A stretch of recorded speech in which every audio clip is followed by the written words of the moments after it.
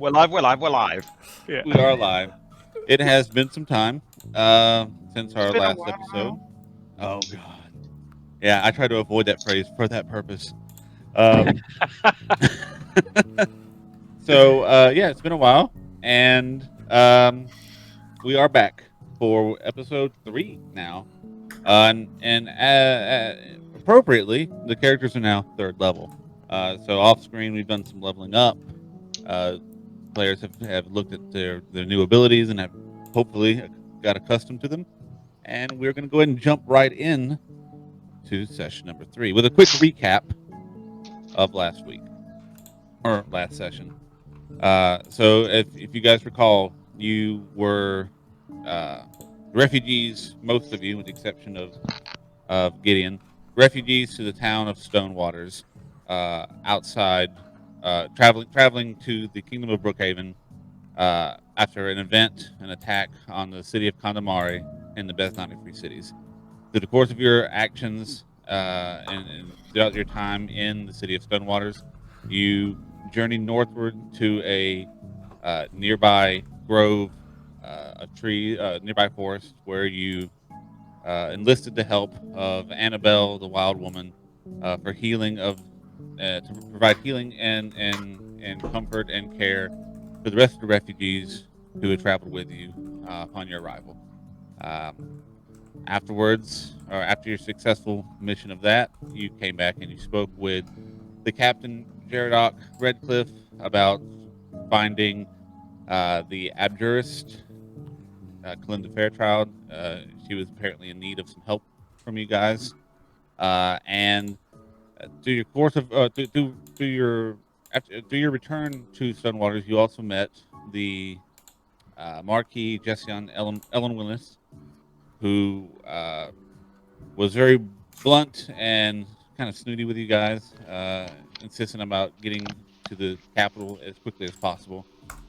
And in the course of just you guys relaxing and figuring out what your next move will be, a sudden cry out from inside the interior of Happy Cooper's Inn led to the discovery of the Marquis Jession Ellen Winnis dead on the floor, and apparently at the hands of one of the Blue Rose Guard.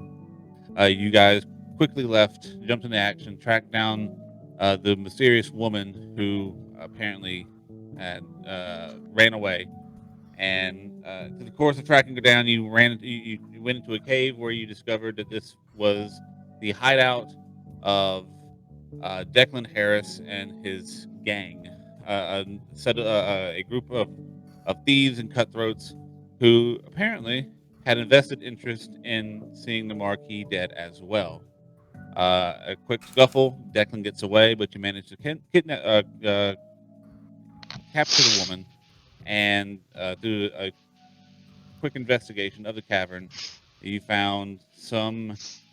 We talked about it off stream. You found a couple of bits and bobs, some paperwork, a letter from the hand, as you discovered, as well as a really nice-looking dagger.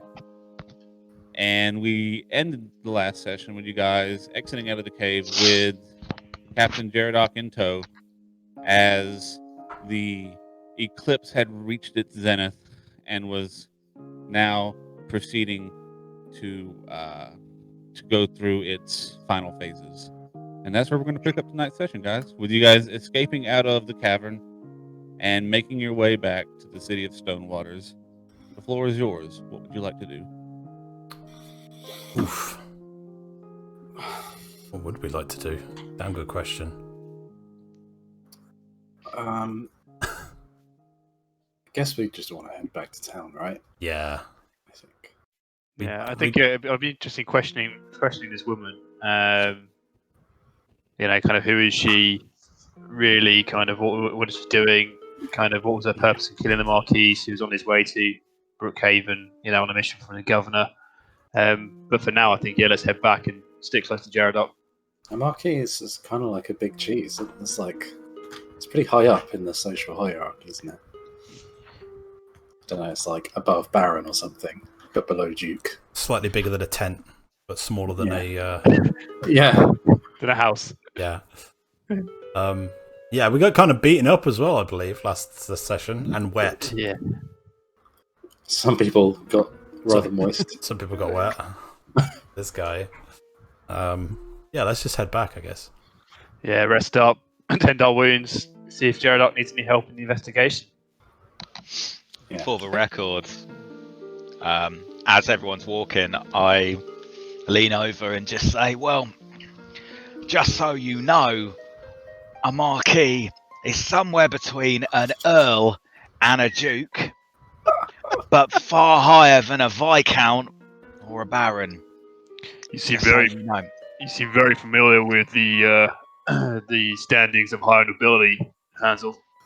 I mean, when you've been to enough parties as I have, you start to recognise which ones start sniffing each other's asses. And to be fair, viscounts tend to sniff at the earls. That's all I've found. It's a nice dagger I've got, though, isn't it? Pretty special. Look at it shine. I just imagine like we're all kind of hobbling back, Gideon's soaking, and he's just like, Hansel's just like oblivious to everything, right? Just flicking his knife around, showing it off. Yeah. Yeah, I think Alaskan's pretty tired. He's not made for physical activity. With his 5 strength. Just running his own weight over there was difficult. We were so close to getting him, though, weren't we? Well, you know, he just got away, though. He swam. It was really fast, like a fish man. Well, Declan will be back. This isn't the first time he's gotten away from me. Well, we got the real perpetrator, didn't we? This lady. Aye, we got his girl, Miss Willows. Justice will be served, I'm sure. How does she look? Does she look? Oh, she looks bad. Like, Yeah. she got beat bad. I think it wasn't. Who got the striking blow on it? I think it was you, wasn't it, Hansel? Very possibly. It might have been. Does she look afraid, or is she literally knocked out in the? She's knocked out right now. We haven't woken her up yet. Okay, we'll leave her. We'll leave her for the time being. She'll be easier to transport when she's not wiggling. But yeah, so you make your way back to the village. It doesn't take you very long to get there. In the course of traveling, about 15 minutes. In the course of traveling back, like I said, the eclipse has gone through its final stages, and the sun is you're about midday, 1 o'clock-ish, and the light is beginning to restore. It's getting brighter back out. The city or the town itself has seen during the time you've gone has seemed to have gotten a bit over the excitement that just took place. There's still a tension about. There's still a very large presence of the Blue Guard garrison from outside. Checking on excited citizens and refugees. But as far as any out of control commotion, it seems to be all right in town right now. I assume you guys are going back to Happy Cooper's. Yeah, why not? It'd be rude not to. Yeah. Time to get some Barnaby's finest, I think, after that fight. Dead body, that's right. All right. So returning back to Happy Cooper's, you find that the inn is now completely empty on the inside. There are a handful, with the exception of a handful of Blue Guard soldiers, or Blue Rose soldiers, as well as Happy and his wife, who are currently behind the bar, just kind of like sitting there waiting patiently. Gerardoc immediately dresses one of the Blue Rose Guard, and then makes his way towards the stairs, heading up. He motions. He says, "These guys are with me. They helped capture one of the perpetrators of this crime, and we're going to go upstairs and take a look at the crime scene, if you don't mind." He motions for the rest of you guys to follow. Yeah, we're not with the Blue Rose Guard, so you can absolutely trust us. None of us are murderers. What happened to the rest of those refugees? Are they dead as well? A gentleman in his 40s, human male, walks over. He says, "No, we've cleared out the inn for the time being, in case any other bodies were found, or Yeah. they're all outside." Is there enough? Are they comfortable? Is there enough space for everybody within the walls of stone waters? Oh, Jaredok, there hasn't been enough space since you've all arrived. That's There's what probably the one Abjurist more. is There's one working more on right space now. now. I reckon there's One at least one more. Yeah. There's one less space. We need to get this cleared up as quickly as possible, so Happy can get back to business. I agree. Have you got a plan for that, Jaredok? Well, we're going to get the corpse out of here if it hasn't been moved already. I'm hoping it hasn't. We need to question the boy. We need to question the girl. I need to find out exactly. You mentioned before we left the cavern something about the hand. If the hand is involved with this, we need to find out who else is involved. If the hand is, from what I know of the hand, they run deep. They have connections, and if Declan has anything to do with them, and he wasn't working alone, that means there's others nearby, and that concerns me. This could be bad news. Yeah, real bad news. So you make it upstairs, and the body has not been moved yet. The boy, who you eventually learn, he's sitting there on the edge of the bed, and he's been disrobed. His armor is gone. He's in his skivvies, he's covered in a blanket. He's kind of sitting there just shaking.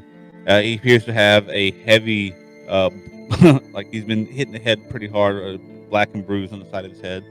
He's just kind of shivering on the edge of the bed. The deputy that you have heard about, and not really had a chance to meet yet. What's his name here?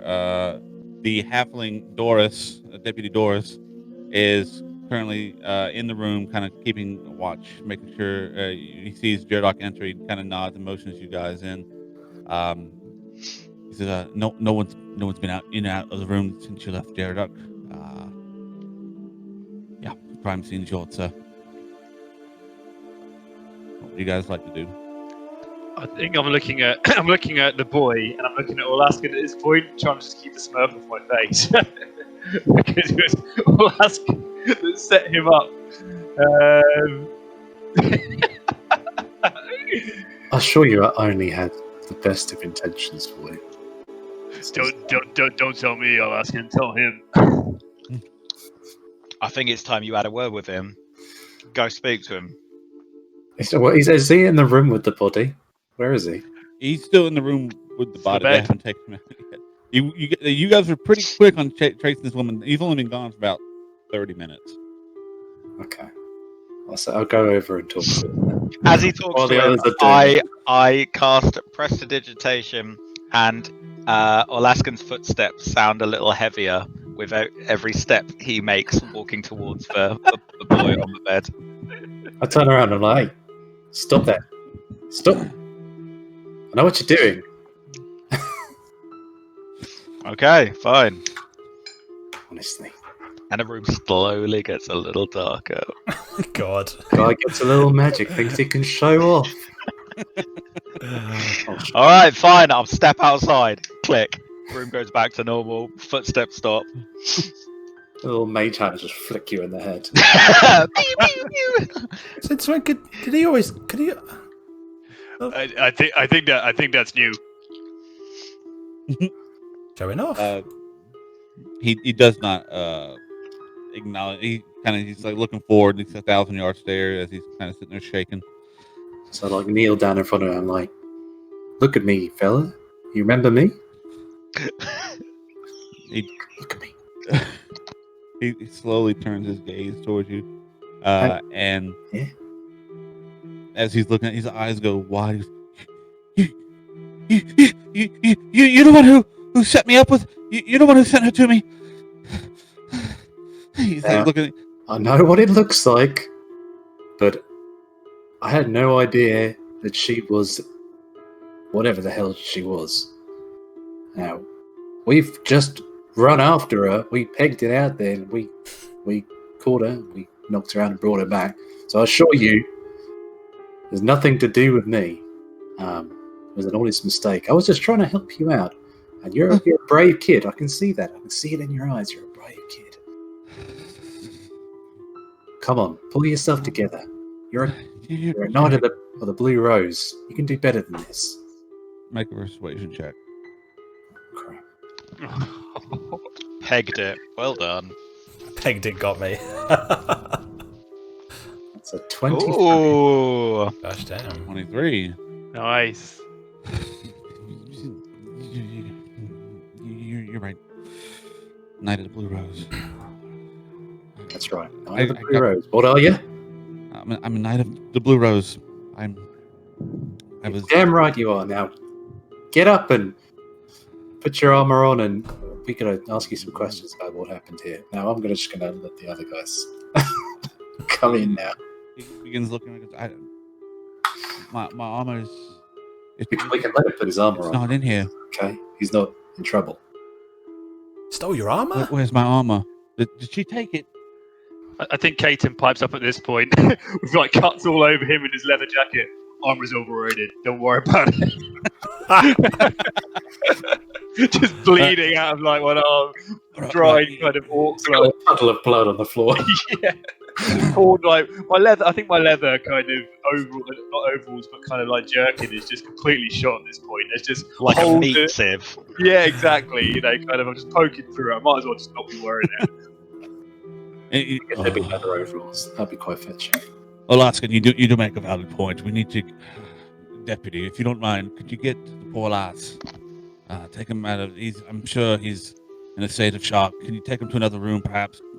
Get him calmed down. Get him ready for some questioning while we investigate the crime scene. Get the poor kid a drink. Come on, we're in a bar. Get him a drink, deputy. Aye, sir. And the halfling man kind of gently helps him, the boy up, and walks him out of the room, down the hall to a less crowded area. The rest of you?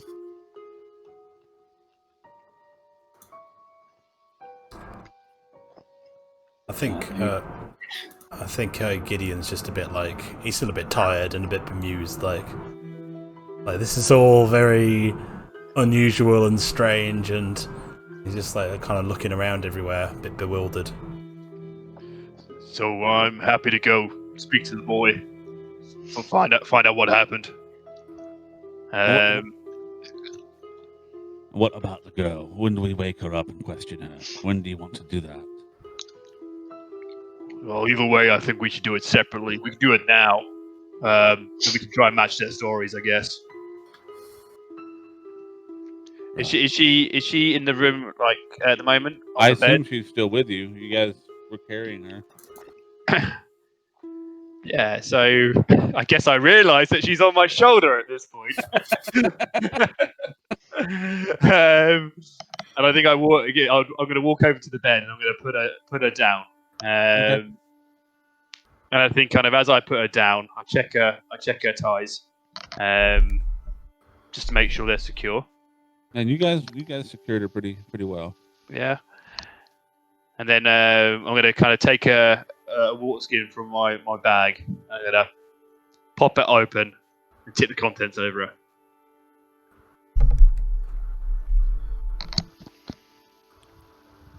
You opened what now? I'm sorry. I've opened a water skin. Just dashed it with water. As he's doing that, I'm just like shake water to make it really cold. Oh, yes. Okay, so you're attempting to wake her up, yeah. Okay, yeah. It doesn't take long. Process of spraying some water on her. Eventually, she starts to wake. Immediately begins to realize she's bound and begins to struggle in the bed. Did you bind her? Did you put anything over her mouth as well, or I can't remember? No, I don't think so. Okay. She's looking around.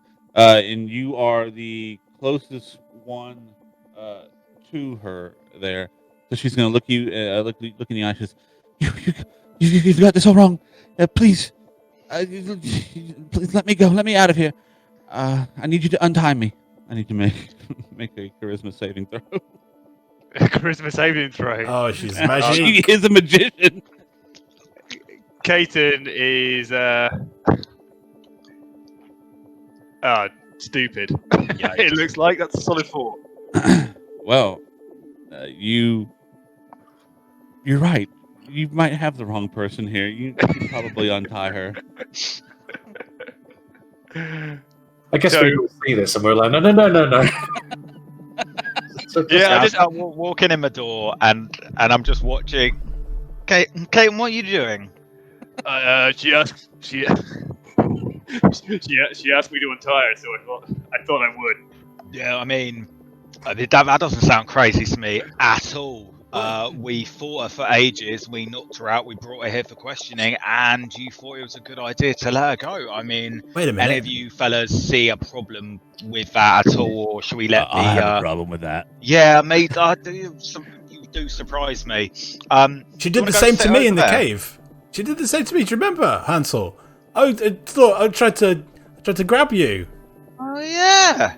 Almost like we shouldn't trust the witch woman, right? Oh yeah. Yeah. Ridiculous, right? Prestidigitation, and the water on her starts to get even colder. I'm joining with yours. You've done that shape water to make it cold. I'll do it as well. Chilly. She's now chilly. How about that? How's that get you? She stares daggers in your direction. Great. And I pull out a dagger. Stop fucking around. Right? Listen to the big man over there. Let's have a conversation. And I step back a bit and continue, but try not to remove her bonds. Carry on with your questions. And my release of her witchcraft. Yeah, with being bombarded by all sides by rationale and reason. Go ahead and make another charisma saving throw for me. I'm not charisma, wisdom. I said wisdom. I said charisma earlier, didn't I? I meant to say wisdom. Do you want wisdom or do you want to stick with? It should be wisdom. My bad. What's your wisdom modifier? It's +1, so it's the same That's really. the same. Okay. So that's a 13. I mean, do you want to tap out? You can ask one of us to go. You can have a sit down, have a pint. I mean, you are bleeding quite significantly from your body. You do manage to shake the effects of the charm spell. You're right. Your friends are right. You should not have tried to untie her. I'm not sure exactly what got in your head there.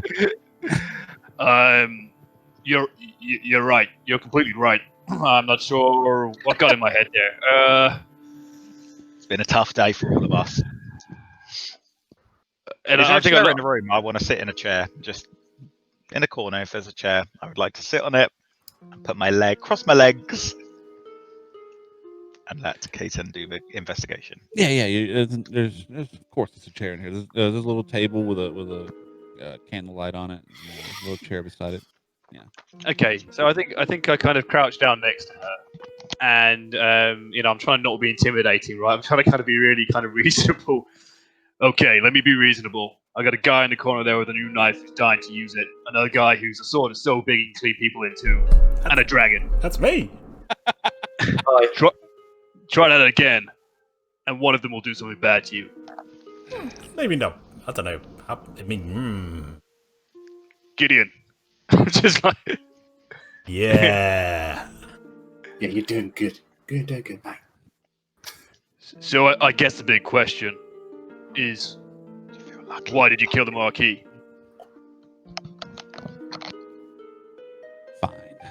Well, first of all, to answer your question, I didn't kill the Marquis. That was Declan. It was all his plan, all his idea. I just helped him carry it out. We're gonna need more detail than that. Yeah. I'll give him like a subtle thumbs up. What more do you want me to say? Declan, and I've been with Declan for years now. Sure, we're not the brightest bunch, and we may skirt the law every now and then, but we never resorted to murder. Not till Declan brought it up this time. He said it was important. He said that he's always had grand ideas about making a name for himself, being one of the most ruthless cutthroats in all of Brookhaven. And I don't know, he was approached the other day, given an offer, and he jumped on it. That's all I know. Just to be clear, on a point of the body, who actually did this? Was it you or him? It was Declan. He did the killing. He was here. Yes, he was here in the room, Yeah, and you waiting. How come nobody saw him here? And you ran away after the She fact. points to the window of the room. We got into the room. I unlocked the window, and he climbed inside. Jaredok, is it possible this guy could sneak into town without you noticing? Well, to be quite honest, my attention and the attention of my force here has been a bit stressed and strained Oh, the past couple of days, so Awkward. it's possible. okay. So, I mean, the way I see it is you can help us find him and buy your freedom, or this is on your head. Well, I wouldn't go that far. She Not has you. definitely accomplished the murder. And Stay with she- me here, Jaredok. We make the rules now, Jared. God damn it, Jaredok! Why is it always like this? Right, freedom. Sure. We'll talk about it. So I don't know where Declan is now. I know I can tell you where the underwater passage leads to. I can show you where the exit is. And as far as any direction he may have gone, I can't. I don't know. There's no other place. We only had the cave was our hideout. That's all we had. Tell us, is he a fish man? Fish man. Gideon, accept it. He swam faster than you. Fish man. You said that, you're all a bunch of regular lowlifes, and only recently this murder thing came up. And do you know why that is? Do you have any idea what changed in Declan? All I know is, look, if you knew Declan, you'd understand. He's always had a fascination with the ocean and dreams of sailing off to the south and joining the pirates of the Thorn Islands. And look, he's never even been on the water before, but he came to me the other day. And he said, Desi, he said, I got big plans. I'm gonna get a ship. Then you and the boys and me will head south. And the open world will be ours for the taking. You gotta understand, Declan, when he gets like that, he's very convincing. But I don't know where he got the idea of where he'd get a boat from. I can't tell you that. I don't believe her. Can I insight her? You absolutely can.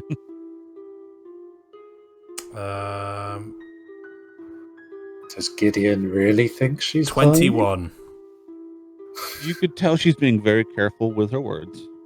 And she's doing her best not to implicate herself any more than she has to, and possibly implicate her friends any more than she has to. What friends? I mean, yeah. Well, her friend now. We killed him. Lover. In terms of meta, I don't think Gideon would know that he would be picking up on this because he's dumb as a box of rocks. But he has some innate kind of insight, I guess. But he still doesn't know what to do with that information. He's just like, Why is not intelligent? I guess as well. I think at this point, Katie would like to look at the documents, kind of that we retrieved. You know, kind of in my mind, what I'm doing is I'm putting together. Well, hang on a sec. You know, it sounds like she's telling the truth. There are definitely some gaps, but I know Declan was approached.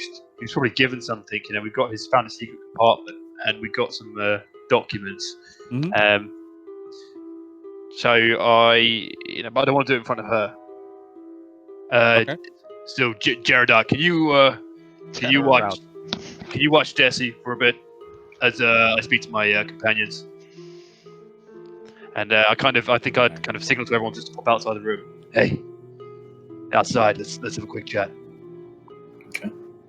Just before I leave, I pop back in and I'm like, Fishman. No, Mm, he's not a fish man. definitely Fishman. I mean, guys, I guess we're out in the hall or something now. I imagine all four of us, right? You got big half-orc, Gideon, huddled over. Look, he was just a regular thug, bandit, whatever. Possible And Fishman. all of a sudden, he's got these big dreams about buying a boat. Obviously, someone offered him money, or somehow he was thinking of getting money, and that involved killing the Marquis. Where's this hand stuff come into it? I don't know. Didn't you guys find documents in the cave? Now's probably the time to read it. Who was it who mentioned that? Was it not Hansel? I don't think Hansel would have mentioned it. Because I wouldn't know anything about it. Because you hid the hand document, didn't you? The document with the hand on it. Gave us the rest. Oh, Oh yeah, I didn't know. Shit. so I wouldn't. So Katie wouldn't know about that then. Yeah, I agree. I mean, I don't know how we're going to find out more about this. She won't give him up. We could probably try and intimidate her, but she seems pretty tight when it comes to the specifics. I mean, if this is something to do with the hand, I don't know too much about them, but what I have heard is that they're bad news. It seems like they've got quite a few fingers and quite a few pies. And I mean, either way, we can't let her go. Let's be honest. Whether you did the murder or whether you're an accomplice, probably just as guilty. And she ran. That's up to However- Jaredok, really. I was just trying to. I mean, could we not Cover up the use goods. her? Could we not? You know, she says she knows. I mean, could we not use her at all? It kind of feels like the end of a path. Oh, kill her. Anybody got any That's magic? We could help. I mean, I know some very basic spells for healing. I don't Yeah, really no. have anything that would help us here. A lot of icy things and a lot of sneaky things. And that's about it. Oh, you got sneaky things. Oh, cool. Maybe. What about would this help? And I'm going to pull a stone out and cast light on it and go, aha! Just with my eyes. Shine that at her face. Relatively, What are you doing, mate? Yeah, the relatively dark corridor of the hallway that you're in is now blazingly radiant with. Tell you what, take it. Let's put it in her face. Add a bit of pressure.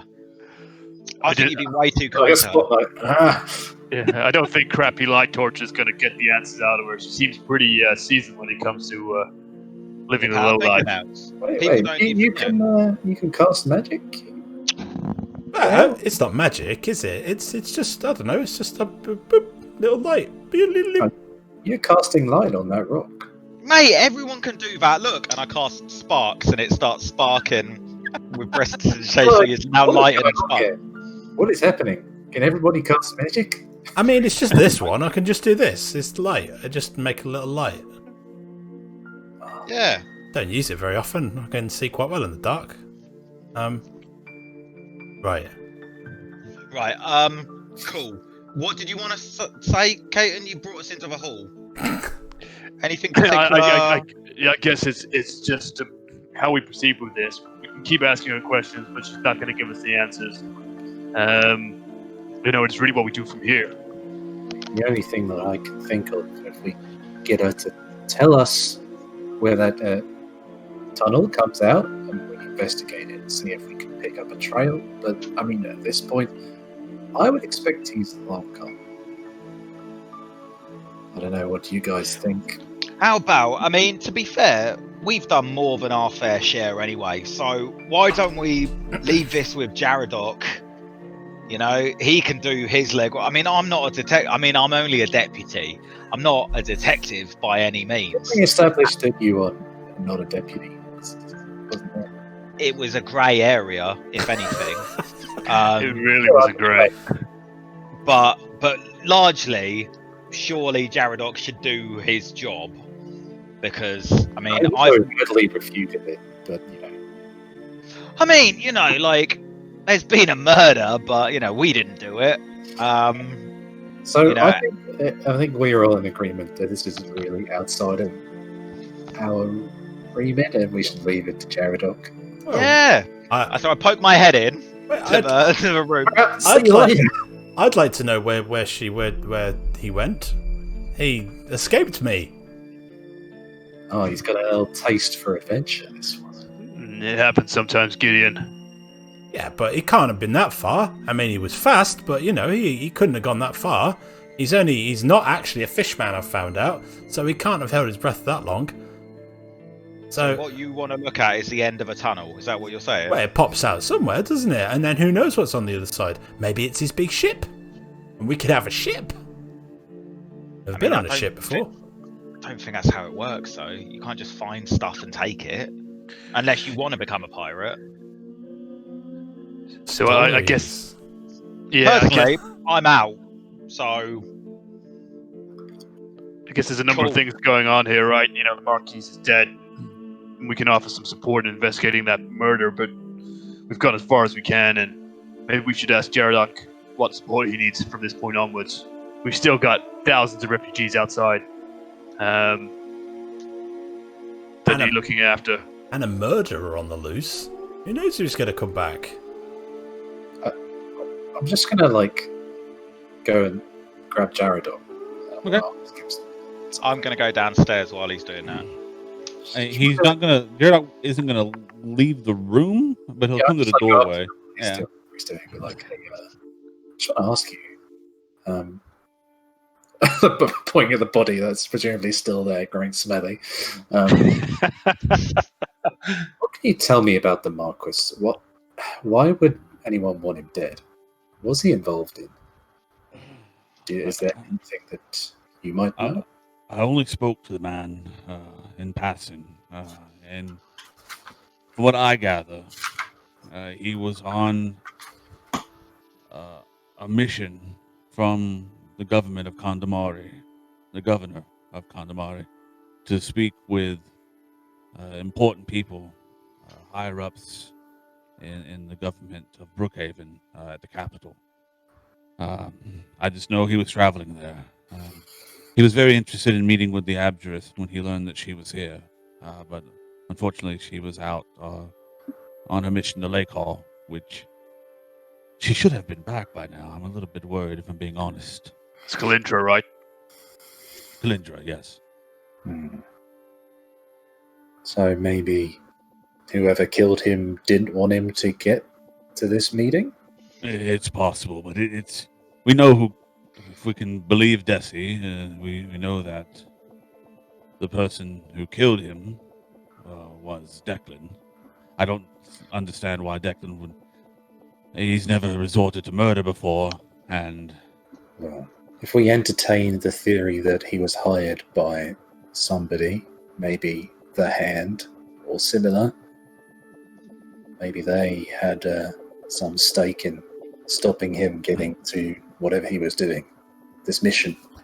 If that's the case, then I am not equipped at all to handle that sort of that deep of an investigation. Not with my resources spread as thin as they are.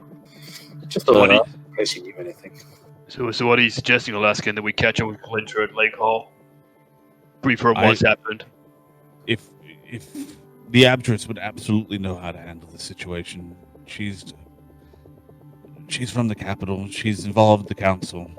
If anyone would have any information about the Hand and their involvement with this, then it would be her.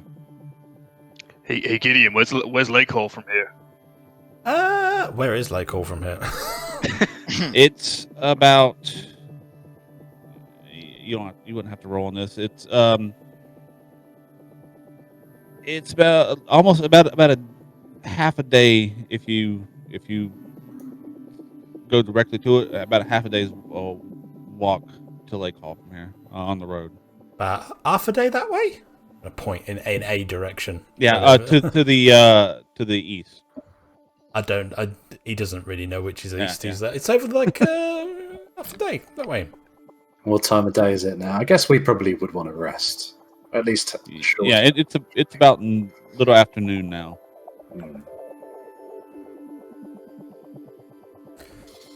Jaredok, did the Abjurist say how long she was staying at Lakehall for? She wasn't expecting to stay long at all. She was going to entreat with the mayor, ask for his help with housing some of the refugees, and then she was going to return once she had an answer. The only reason I could expect her to be longer than it's taken is either the mayor's being very difficult, or perhaps something happened to her on the road. But she has an entourage with her. She had some of my finest guards, so and there's not much in terms of danger between here and Lakehall that I can recall. So I can't imagine her finding trouble on the road unless it was bandits. Okay, so I mean, I definitely need a rest. You and me both, mate. Exhausted. Where's Hansel gone? We probably just Hansel's need to. downstairs having a drink, and he's looking at the that document. Yep. Can you tell me a little bit about said document? I can tell you a little bit about it. In fact, it is very similar to a document that you had received, not but a day prior.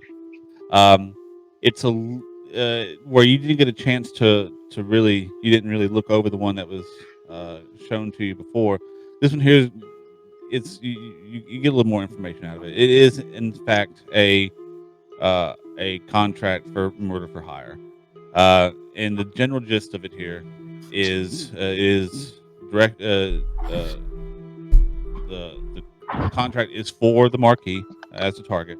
Mm-hmm. Declan's name is mentioned as the contractor, the contractee, and the document is signed for the Hand with the name Agent Kadar. Which is a name that is familiar to you, one that you've heard before. Essentially, the contract states that upon the death of the Marquis and subsequent framing of the Blue Rose Guard, that the operator, in this case Declan, would receive a bounty or a reward of 8,000 gold pieces, in addition to a ship, a galleon, for his to be handed over to him as his own private property. That is ridiculous. So, as I read this, first of all, I chew it up and then swallow it. Second of all, internally, pissed off that he was offered a ship and 8 grand, whereas I was offered 2 grand. So, me and Kadar are gonna have words at some point. I eat the note and drink the drink I've purchased for myself downstairs, which is a shitty. I just want to feel bad. It's a crappy ale, and I don't even prestidigitation it. I just let it taste horrible as I wash down the bitter taste of the contract. All right, good enough. The rest of you, as you say, where's Hansel? You realize he has gone downstairs.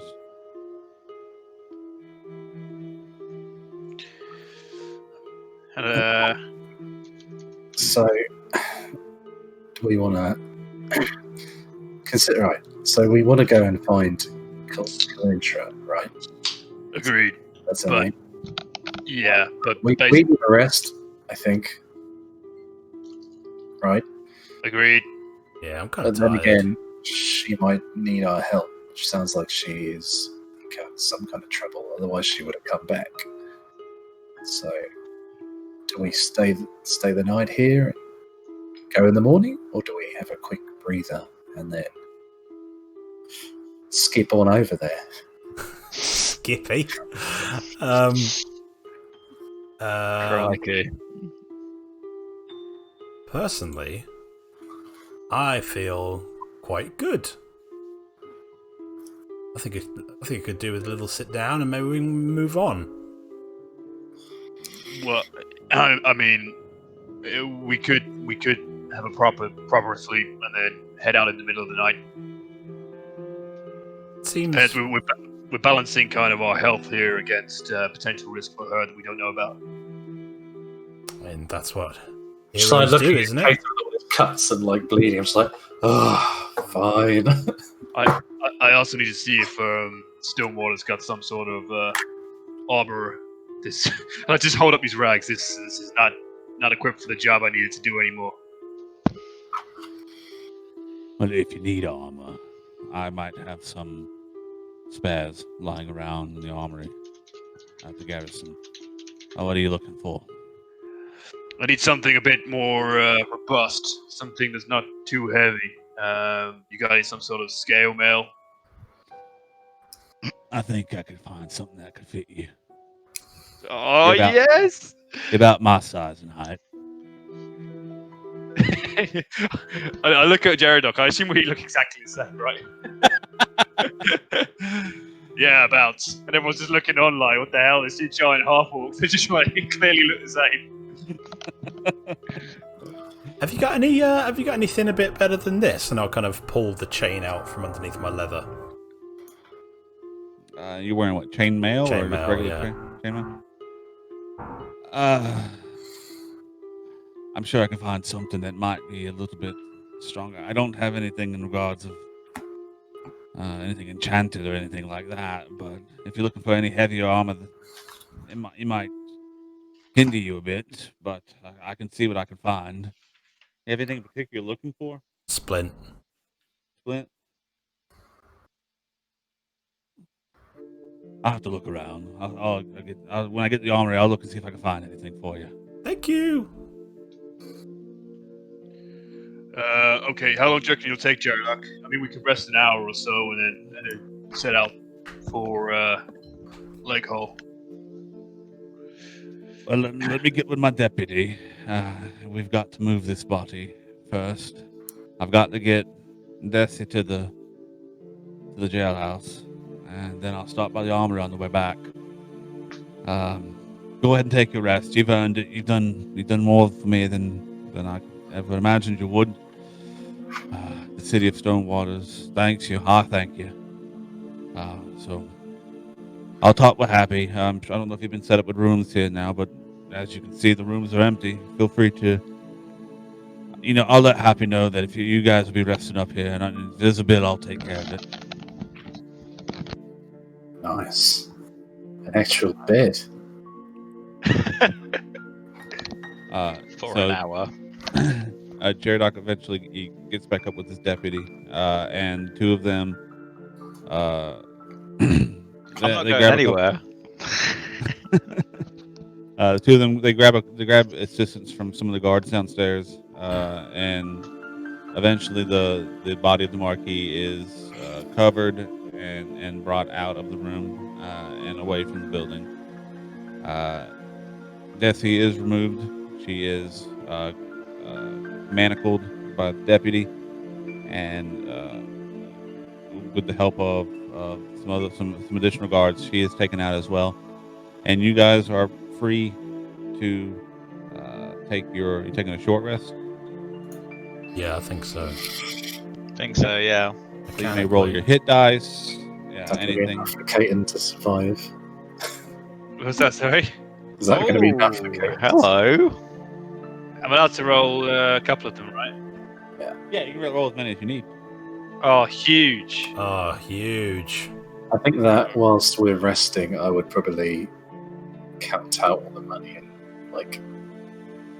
give everyone their equal share. Okay. Hundreds. Oh, So I'm just like the scholarly, nerdy one. So I'm just like counting the money, the beans. have you got little glasses, custom eye lenses for your dragon nose? Or like giant big thing, those little tiny lenses.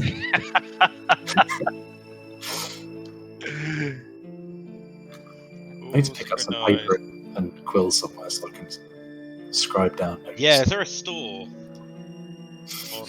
There is a general store in Stonewaters. There's an apothecist, and there is a blacksmith. But this is a small town. There's not a huge variety. And what I mean by general store, I mean like it's a mishmash. Like there's clothing, there's fishing gear. You might, if you're looking for paper, you can possibly find some paper and ink there. Probably not in a large quantity. I'd like to go to the apothecarist. Okay, the apothecist. Apothecist. Can't imagine they're very well stocked at the moment. We had It's to alright. get supplies for them. I mean, we have to go get Annabelle and her supplies. Yeah, and I would like to buy, for brevity, some incense and, as the Americans say, herbs. How much are you looking to purchase? 20 gold pieces worth of. No. Yes. Jesus Christ. No. 10. Like a sack of herbs. Yeah, just 10 so gold pieces worth of. You enter the apothecist, Veruda, Miss Montaigne. She's a half-elven, middle-aged woman. You met her briefly. She said, well, that's quite a lot of incense and herb.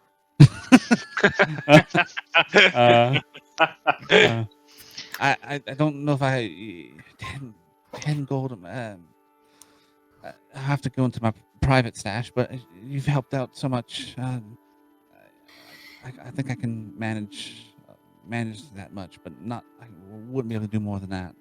That's all right. No, that's fine. Actually, by any chance, do you happen to have a brazier on site, milady? But of course, I do have a brazier. Tell you what. I'll give 11 gold pieces over. If you let me use your brazier, I'll provide the charcoal, which prior to this I'd literally just robbed out of a fire that happens to be in the Happy's Tavern. Yep. And I'm just going to cast it. Fuck off. Do you mind if I Visions of Jerome. No. I'm Have you not just realised going to take. I'm takes an not going to hour? take a short rest. Yeah, I'm not taking a short rest. I'm going to put my hit points back, my injury points back. I'm going to spend an hour, and I'm going to cast Find Familiar. And by the time that is done, there is a tiny little elf owl, which is about the size of a fist, maybe a little smaller, perched on my shoulder. Little brown owl. By the end of it.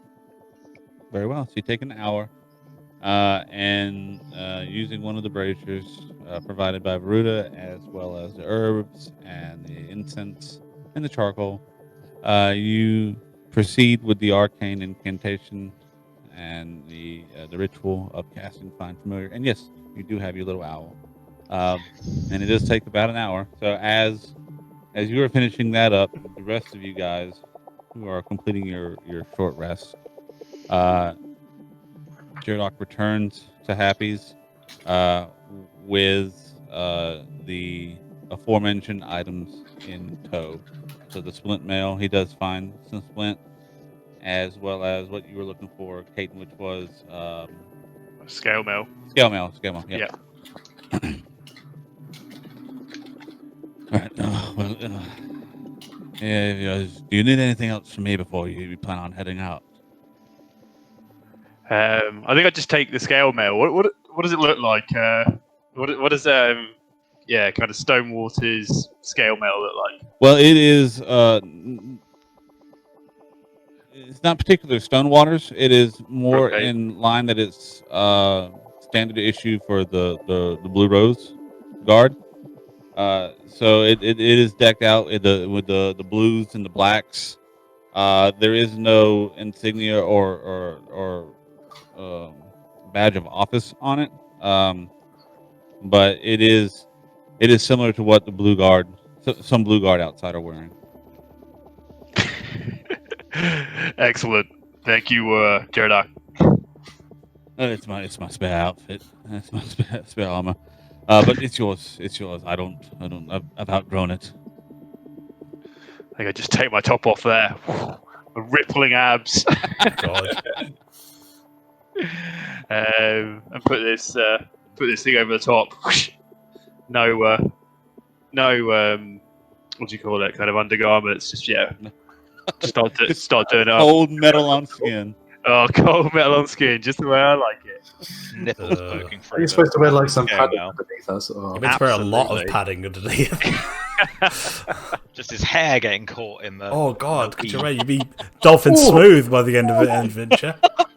Be chafing. It It's look like like a cheese grater. Epilated. That tan. That tan is going to be awful. I think. Do you know what? This is actually the first time I've ever worn armor. So I think I realised that immediately as I'm like got it on, and I'm just kind of staring at my holy leather vest on the floor, and I kind of take it back off again, like really awkwardly, like you know. And I kind of as I take it off, I've got a few extra cuts and stuff, and I put my vest back on and put it back on. And I think my hair is just all over the place, and I think actually he's in Caton like not as he's definitely kind of lost his composure a little bit as he's not used to kind of wearing this sort of armor. Yeah, if you fit the part, you look very well in it. You look great. Look at you. I mean, yeah, it's been a while since I've worn this sort of outfit. Won't feel so bad when I let you run into a bunch of bad guys head first now.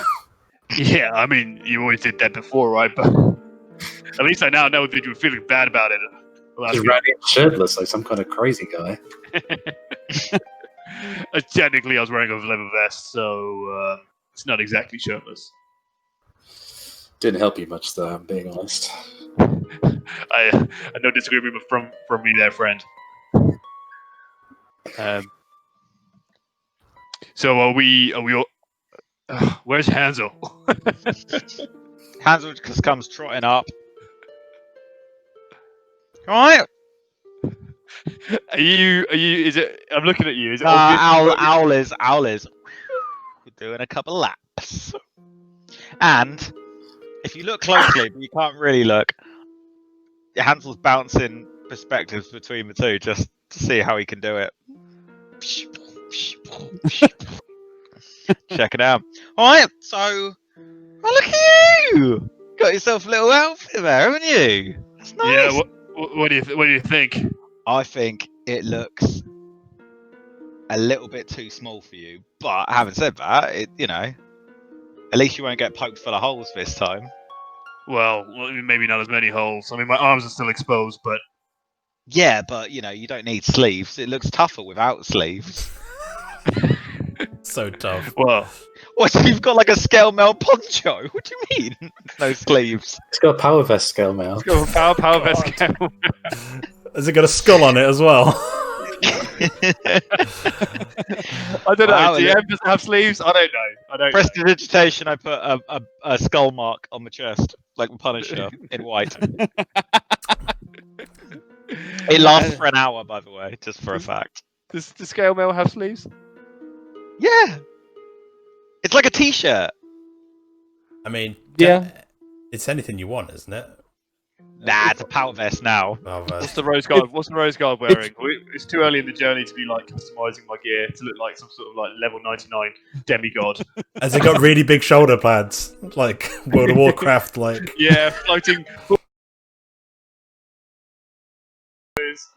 Yeah. This is basic. Yeah, so we'll say it's a kind of t-shirt then, t-shirt scale mail. Basically looks like a gilet. where did we land on the splint armor? He was able to find. I rolled for it. He was able to find some splint armor for you. Oh, awesome. Oh, can I? Do you mind if I? It's a bit. Do you mind if I? I don't mind if you want. Could I? Gideon takes the shirt off. Could I have it? Oh, that's what I got it for you. Oh, really? Just for me? Thank you. If you asked for it.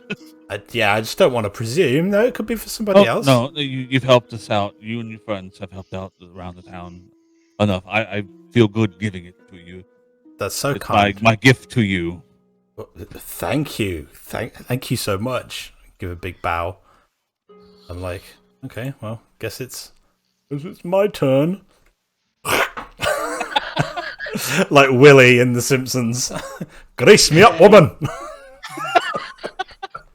No, okay, mechanically it takes me 15 minutes to don and doff this, I guess. That is true. Yeah. So could you give me Do me up at the back. Yeah, I think I'm yeah. trying to help him, but I've it's been a while since I've put armor on as well, so I'm kind of like, I'm increasing the time it takes to put this armor on. It will still sit underneath all my stuff, so you can't really see it.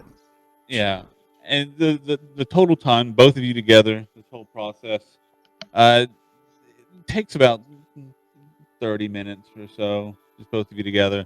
Cool. But yeah, afterwards you have your armor, and it is a bit snug on you there, Gideon, but it's functional. That's how I like it. Skinny fit. Mechanically, how do I add that into my sheet? So There's items. I'll go ahead and take care of that for you. Oh, perfect. Thank you. If you guys want to discuss your next course of action, Cool. Could you do the same for me as well, please, DM? I can do this. Cheers, Can I brother. say, while they were doing that, I went and bought some paper as well. Paper, quill, and parchment. Nice. So, Much that I- cost. Right, so what are we doing? So we've sort of rested and we've armed ourselves. So I guess we will head out towards the place which I've already forgotten the name of. Someone please help me. Send help. Lakehall. Lakehall, thank you. And did I see you counting the gold earlier as well? Well, that's good. With the what, sorry? Did I see you counting the gold up earlier? Yeah, so while we were resting, I sort of made like 4 nice neat piles on the table. I was like, there's yours, and that's yours. Gideon, don't spend it all at once. Okay. How much is How there? much is it out of curiosity? Yeah.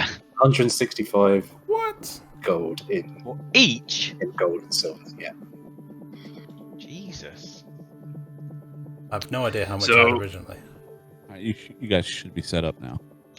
Yeah, we are. There it is. 18 AC. Come on. Oh, 15, thank God. I thought Splint was 17. Pardon? I thought Splint was 17. It is, but Daddy's got defense as he's Don't call Kyle daddy. I mean, it might get you better items. Oh, daddy! Dungeon Daddy. Dungeon dad. Right, so we're going to start making our way. How long is this going to take us? About half a day, they said, right? Yeah, if you focus on the journey and don't make any stops, yeah, about half a day to get there. Right. Well, So get moving then. Let's get moving. let's get moving. Let's get physical. All right, So, Carl, I guess we find ourselves on the road again. you do find yourselves on the road again, and Can't wait. what's that? I can't wait Okay, to get on the road again. I'm going to assume with Gideon being the most familiar of the area, he will be leading this charge. Sure, why not? But you head out of the eastern road out of Stonewaters towards the village of Lakehall, with new abilities, new gear, new items, new armor, and with the goal in mind of finding the Abjurist Calintra, Fairchild, and finding out what you're going to do next. And I think it's a good time to take a break. Perfect. Ooh. Yeah, Oh, I didn't realize we've been going that long. I didn't either till I looked at the clock. Yeah. Time flies. When you're stealing letters meant for the whole party. steal them. I just found them in my pocket and then ate them. I'm gonna mechanically. I'm leaving my chainmail in the bar, just on the floor. On the floor again. Just, Right. Well, I guess I'll take care of that. cool. Excellent. Okay. Well, Take a 15-minute break, something. Yeah. Yeah. 10-15 minute break. Join us after the break.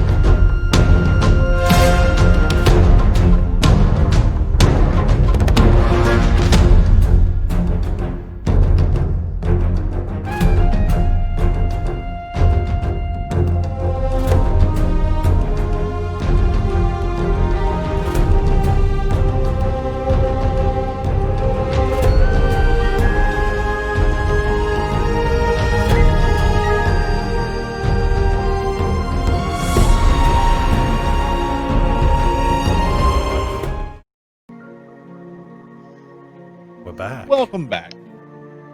Woo! So I guess we're gonna just jump right back into it with you guys as you are leaving the town of Stonewaters eastward towards Lakehall. We've established Gideon is heading this expedition, being the one familiar with the area. Yeah.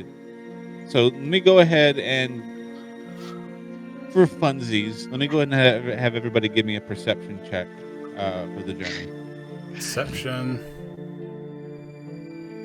That's a 16. Just double click perception. The modifier, I think. Double click the modifier. Yeah. Come on, baby. Ah, Caton. It's alright, he's all over guys. the place today. He's Somebody- all over the place today. I'm dumb, but I got eyes. All right. So, as you leave the town of Stonewaters eastward and make your way towards Lakehall, like I said, it's you leave in mid-afternoon, and for the most part, your journey eastward is met with little in the ways of interruption. There's not a lot of people that take this road out of Stonewaters. In fact, since you left and you've been on the road, you have not passed by anyone else traveling this direction. And Gideon, you know that this road out of Stonewaters only leads to a few different locations. The one of which being Lakehall, which is rarely traveled. The other is towards the remains of a what you know to be. You mean I'll have go ahead and have him give me a history check for me. So that's a -1. Right. So you know there's another village down the road. You don't know the name of it, but you've heard that there's two villages. And apparently there's you know there used to be a big wealthy family that lived south to the southeast of Stonewaters years ago. You don't recall their name, but you know you would with that one, you know that the eastward road out of Stonewaters. Those were the three locations talked about. I mean, it was technically a -1 because I have a -1 in wisdom. Oh, -1. It's just a road. I've forgotten. I used to know, forgot. but I've forgotten. You actually unlearn things. Yeah. I'm sorry. Who are you, Dragon Man?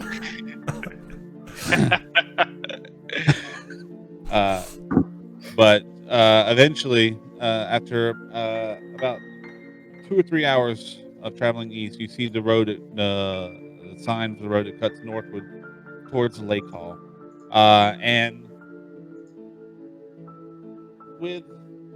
with those perceptions, the lot of you, when you get to the road that turns north to Lakehall, and the signage, you can see, you notice that much like when you were in the Southwade Woods, the sign you found for Belmere, this sign here, well, you're nowhere near woods, you're in an open plain. This sign appears to have not really been updated, or at least been taken care of in a while. It is sun cracked.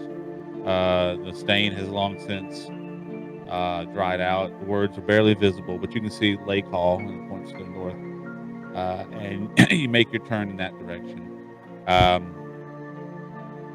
Eventually, after about another hour or so of walking northward, you begin to hear the sounds of running water.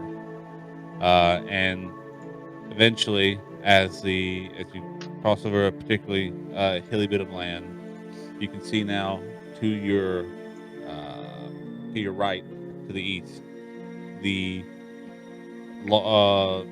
sparkling blue and calming waters of the Lucidon River, which, if you recall from your earlier conversations about Lakehall, is the river that Lakehall is located on. It is also around this time that it begins to get dark. You get to the evening. And eventually, after about another hour of traveling northward, as the sun is now setting firmly over the horizon, it's getting around 6 o'clock in the evening. Remember, this is in the fall, autumn, so shorter days. You can see a single light off in the distance, and you can barely make out the silhouette of a few buildings on the edge of this river. And you assume you've arrived at Lakehall. We're here. This is Lakehall. Definitely, this is Lakehall. Seems like everyone's asleep.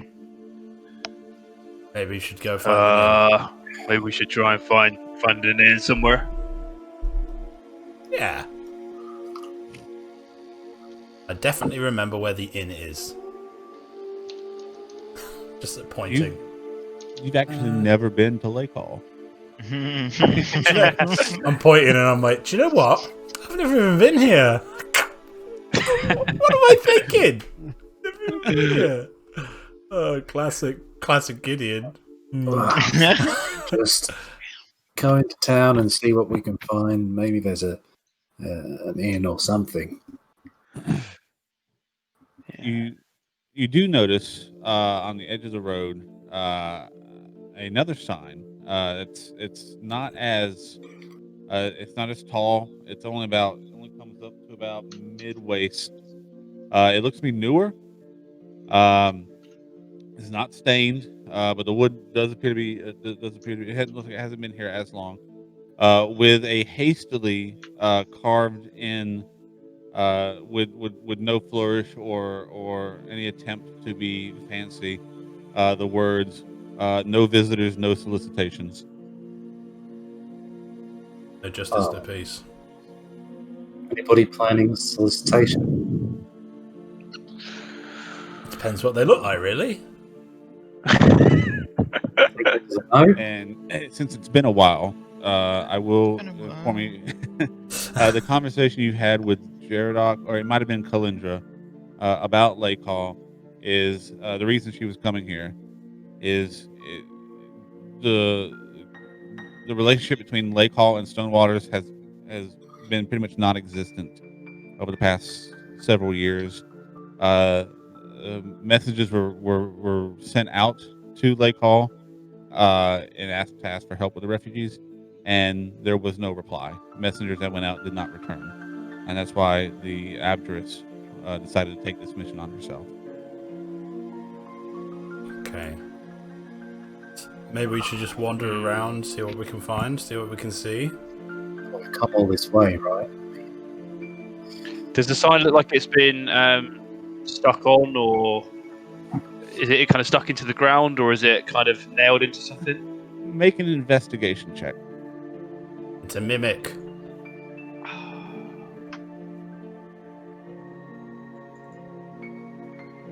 It's 7. 7.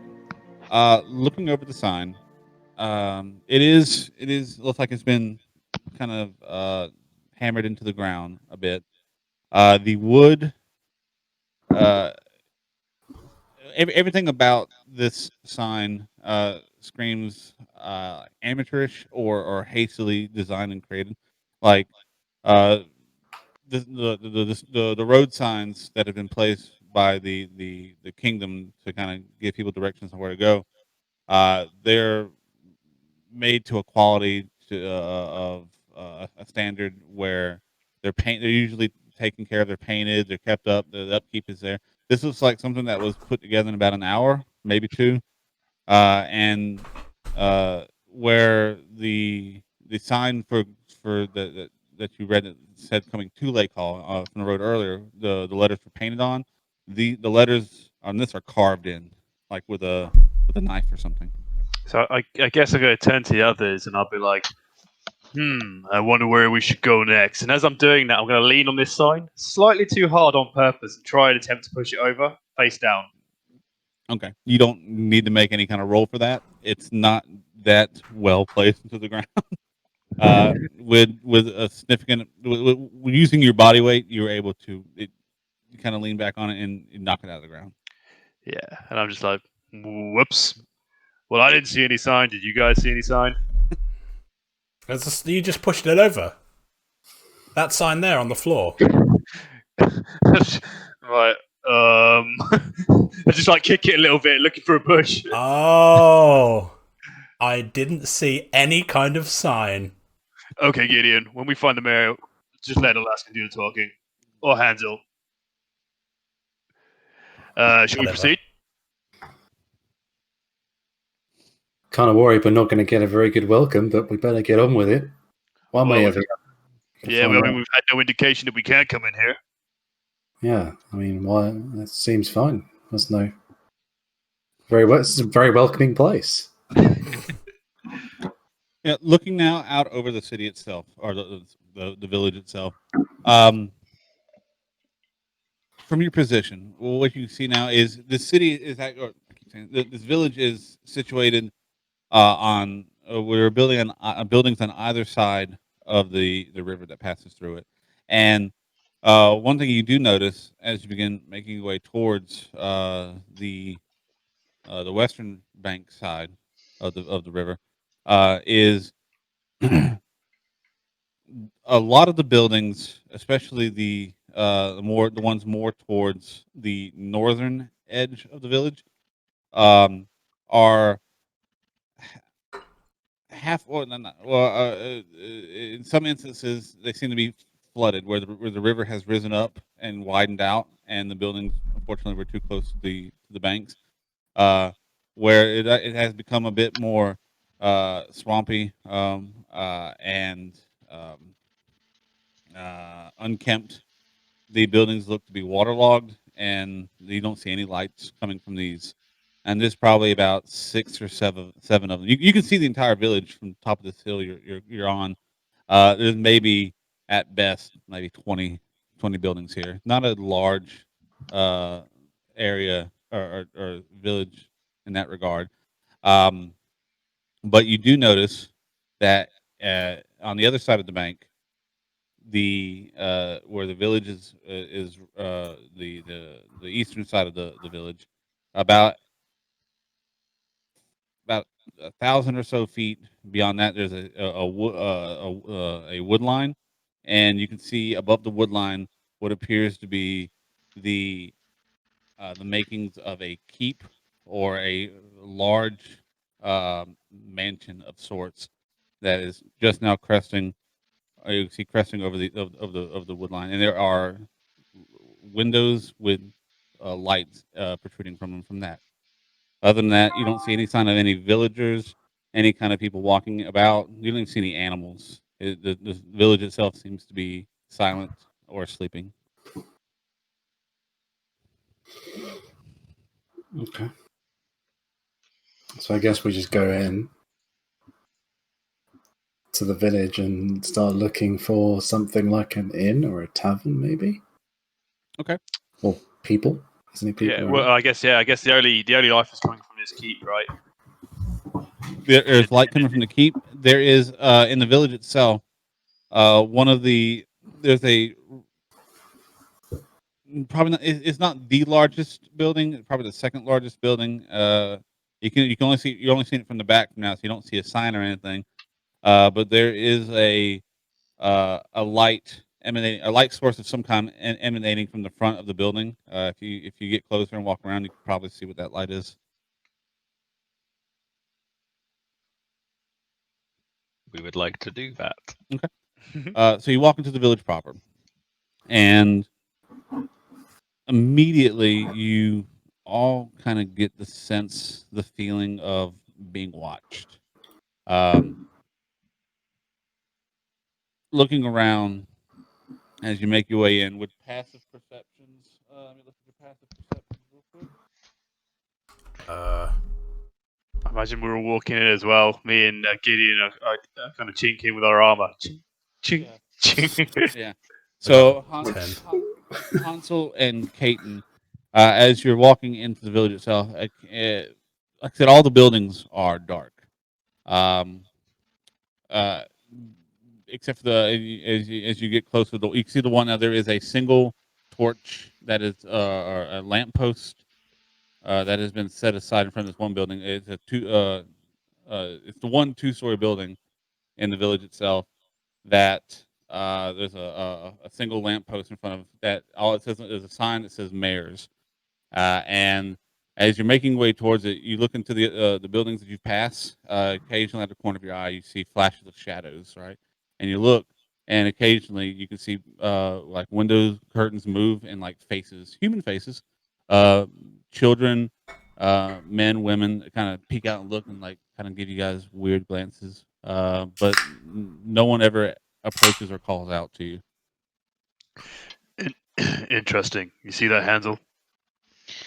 Yeah, I think it doesn't bode well. Either we shouldn't be there, or they're inside because there's something else out here with us that they don't want to see.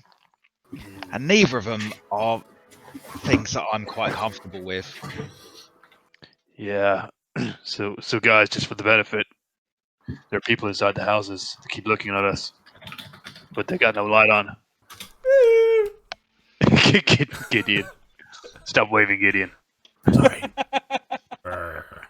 As you're having this conversation, the door to the mayor's office opens up, and this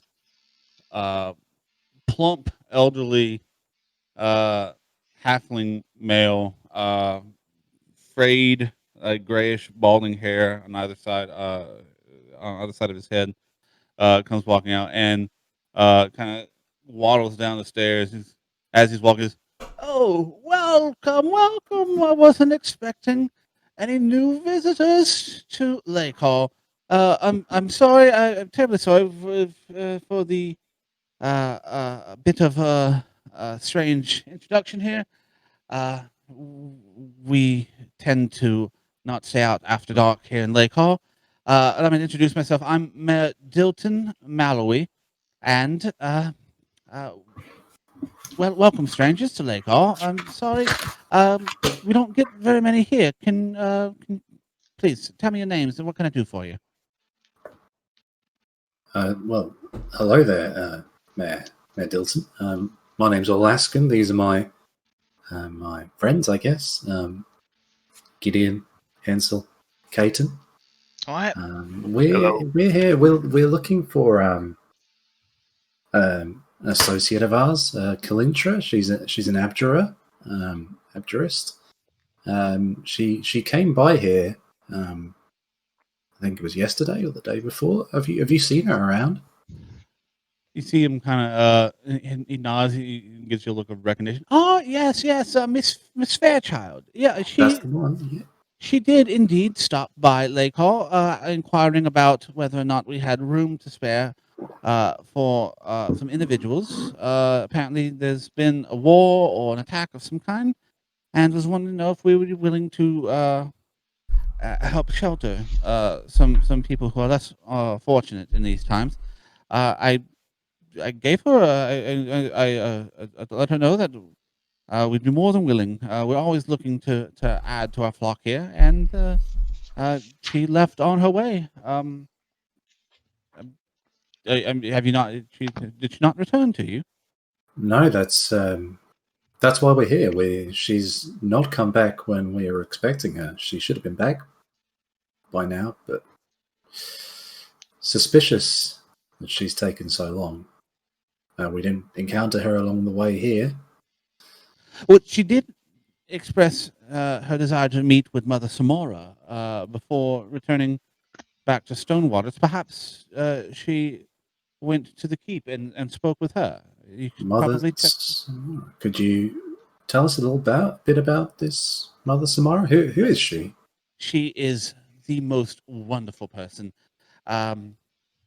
Would you like to come inside, out of the weather and the cold? And, That would be lovely. Yeah, come on, fellas. Let's. Yeah. Thanks. Do you mind, like, if I have my bird with me? Is that all right? as long as it doesn't make a mess. No. Cassie's fine.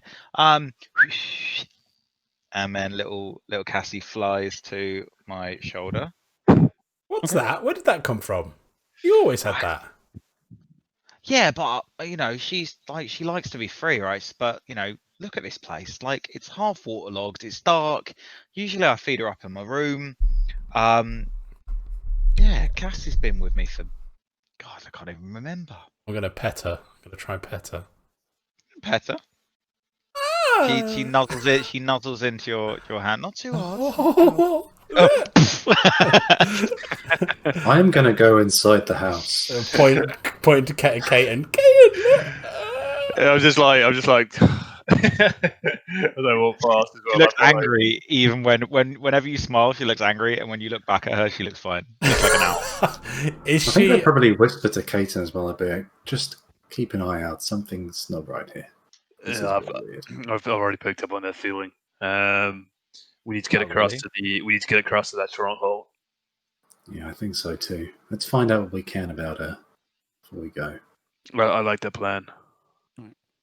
You take the lead. So, following Mayor Dilton into the house, you enter into a relatively cozy abode. You notice coming in that the only there's a fireplace inside the house that is currently not lit. The only light still currently that you have is from the fire outside. But as you enter into the house, the mayor walks over to a nearby table, pulls off a lantern and a gas lantern, and lights it up. He goes, Dora, we have guests. Would you mind getting the guests something to warm the bellies with? Food, drink, alcohol. You hear some sounds coming from upstairs as another plump female, similar age, halfling comes down, grayish curling hair. Oh, I wasn't expecting guests. Yeah, absolutely. There. What would you guys? You guys, you want some mead, ale, something to warm your bellies? Yes. How suspicious is this situation at the You moment? can make an insight check. Okay. How suspicious is I just, it's just kind of like, what's... Before the insight is check goes off, I want to drink whatever's being offered to me. I think I would just be like, no, I'm okay, thank you. You guys Good. Yeah, it's just kind of, is there it's almost like when people are being, you know, like in the Hunger Games, where you've got like Effie Trinket or whatever, and she's completely like, woo, I'm here, and everyone's just like miserable because obviously they're being sacrificed for the sake of the capital. But is that sort of vibe going on right now? very specific Hunger Games vibes.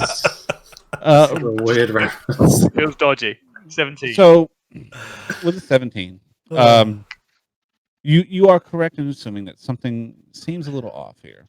For one, that the house is completely dark, with the exception of the lantern that the man just lit.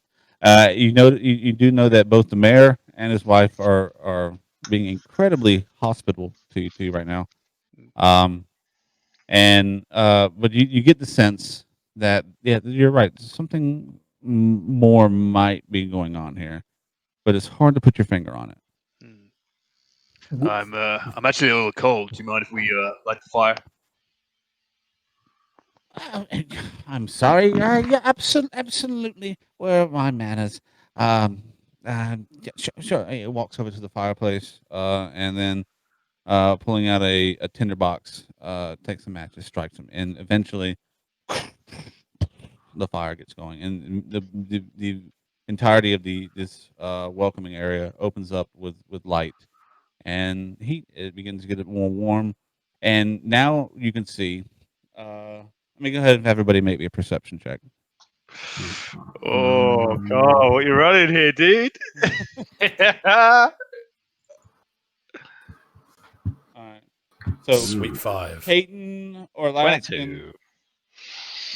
Orlaskin, and Hansel, in the light of the fire lit up, what sticks out to all of you now, and already you're feeling a bit of unease. You notice the entire interior of this house is covered in a fine layer of dust.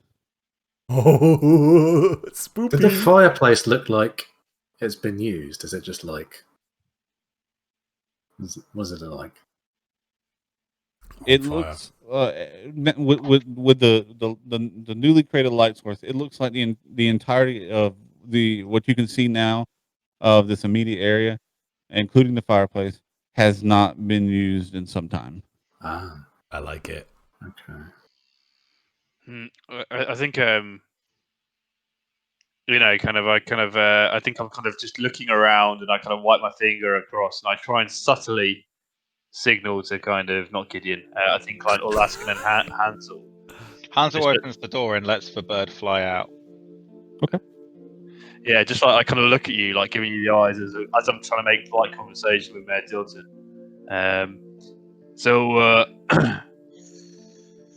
how long have you lived here for, Mayor Dilton? Oh man, I've been mayor of Lakehall for going on 20 years now, ever since the flood. It was if it wasn't for Mother Samora, the Lakehall wouldn't be here as it stands. She's the one who came to town and saved us from having to move. So we all of us of Lakehall owe our lives to her. Me and my kin, we helped rebuild much of the buildings here, and as a reward for my service, I was granted the title of mayor, and I've been keeping watch over the city or the village and my people ever since. Sorry, What can I ask a quick question? Absolutely. Yeah. So we've not officially met Hansel. Nice to meet you. Hansel. Quick, Hansel. Yeah. That's my name. See, I've got a quick question, and that is, you said that most people don't like to come out after dark. Mm-hmm. Why? Is this a particularly rough neighborhood? I mean, like, it's still. What time is it, by the way? Do I know? Like, are we talking silly late, or are we? Like the sun had just set, not less than an hour ago, so you're not too late into the night. Yeah. What's with everyone's turning their lights off and yeah? What's there to be afraid of? Well, there's nothing really to be afraid of most of the time around here. There are rumors that the woods are a bit haunted, but what woods in Brookhaven aren't haunted these days? No, really, everybody here works at the mines, so we spend all day at the mines, and when we finish, we get home and we go to bed and prepare for the next day. So most people, when they get home at night, they immediately go to sleep. There's not much in the way of merriment here in Lakehall. We only have a single general store, which rarely gets use. And I mean, really, it's all about the mine. I mean, I'm no stranger to hard work. What is it exactly that you mine here? Oh, well, Lakehall is the mine to the north are very bountiful in ways of silver. We are in the Silverhold Mountain Range, or the Hill Range. Strange that a mayor is required to work the mines. I thought you would have other governing duties. You don't believe it or not? I don't. The people here are well behaved. We don't even have any need of city watch. Everyone here obeys the laws of the mother, and yeah.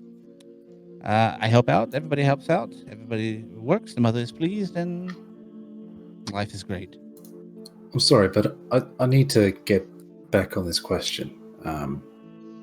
Mother Samora, you call her mother, which is, at a first instance, seems kind of unusual to me. Maybe she's some kind of noble or lady, but what is her position? What is it? Her position in relation to Lakehall? Well, Mother Samora came here a few decades back after the flood nearly destroyed our village. And with her, she brought her wisdom and her bounty and her leadership. The citizens of Lakehall, we were a bit distraught. We had no vision on what to do after our entire village was destroyed. But the mother came in, Mother Samora, and under her leadership, she commanded, she led our people in rebuilding. And then, when the discovery came that the mine was ripe for the taking and filled with silver, the mother was very adamant that we could make a living off this silver. And ever since then, life has been great. Would it be possible for us to get an audience with the mother? Absolutely, the mother loves meeting new people. I can take you there myself. Oh. How does now suit you? What's that? How does now suit you? Does now work for you, or is that all right? We can go now if you like. It's a bit late, but the mother might still be awake. Perfect. Yeah. Good. Awesome. Let's go. Great. And sorry to rush you, Mayor Dilson. I guess we probably didn't explain. We're Yeah, but- worried about our friend. Yeah, we have a bit of an emergency back in Stonewaters. We really require help. Well, if she went to go see the mother, and if she has not returned, then she's absolutely, she must be at the keep. That's the only logical explanation I can come up with. Yeah, and that'll Agreed. give Dora time to clean up, and it's a bit, it's a bit dusty around here, and I'm sure you weren't expecting guests. We don't have a lot of visitors to Lakehall. Not in. It's been some time. Yeah, sure. Right. Cool. Leave the way, Ben. Let me just get my things. I'll be right down. No, you don't need things. Come on, let's just go now. No need for you to gather. What things do you need? Well, my walking stick, for starters. I have a bit of a limp. All right. Ansel, what's the rush? Right? Take it easy. Right, go get your stick, no worries. And I take a seat and bamf into Cassie's eyes, and I'm gonna fly up to that second floor outside and perch on the window of the second floor. Okay. Who gave Chris a rogue? With spells. So good. Uh-oh. Are you attempting to disguise this or keep this stealthily or? Yeah, let's do stealth. All right, go ahead and roll a stealth check. Yeah, I knew For you'd your do owl. that, and then let's see how It's this just one sat in plays the chair, out. his eyes roll back into his head. Yeah. I don't think there's anything mechanically that says that when you go into their eyes that it's like you start floating or some shit. So No, but I'm just doing it, I guess, narratively. That like, if I'm going to be in another, I can't be standing. I've got to be sitting in my head or leaning. I'm not going to be walking whilst bouncing into an owl's eyes. yeah, unless you put your hand on someone's shoulders. I think you just use your senses. So Exactly. Yeah. sleep. All right. So. Don't kill my bird. Don't kill my bird. I just spent 10 gold on all the incense. So you wait for a moment as the mayor goes upstairs, and you can hear now in the other room his wife, Dora. I think that's what I introduced her as. Dora. Yeah. You can hear in there opening up cabinets and you can hear like plates and pans and glassware being moved around. But Hansel, you sit back in your chair and you close your eyes and you focus on the thoughts of your familiar and the presence of your familiar. And you said your owl has a name. What is it? It's Cassie or Cassandra. So you enter into the you connect your mind with Cassie and you begin looking out of her eyes. and you immediately get the feeling of flight and zooming around the outside of this house, and you do eventually see a window where you see movement coming out of. So you perch on the little ledge there and look inside, and you see the mayor, Dilton, come walking into a dark room. It looks to be a bedchamber of some sort. Go ahead and make a perception check for Cassie. This is person. 1 second. Let me see my.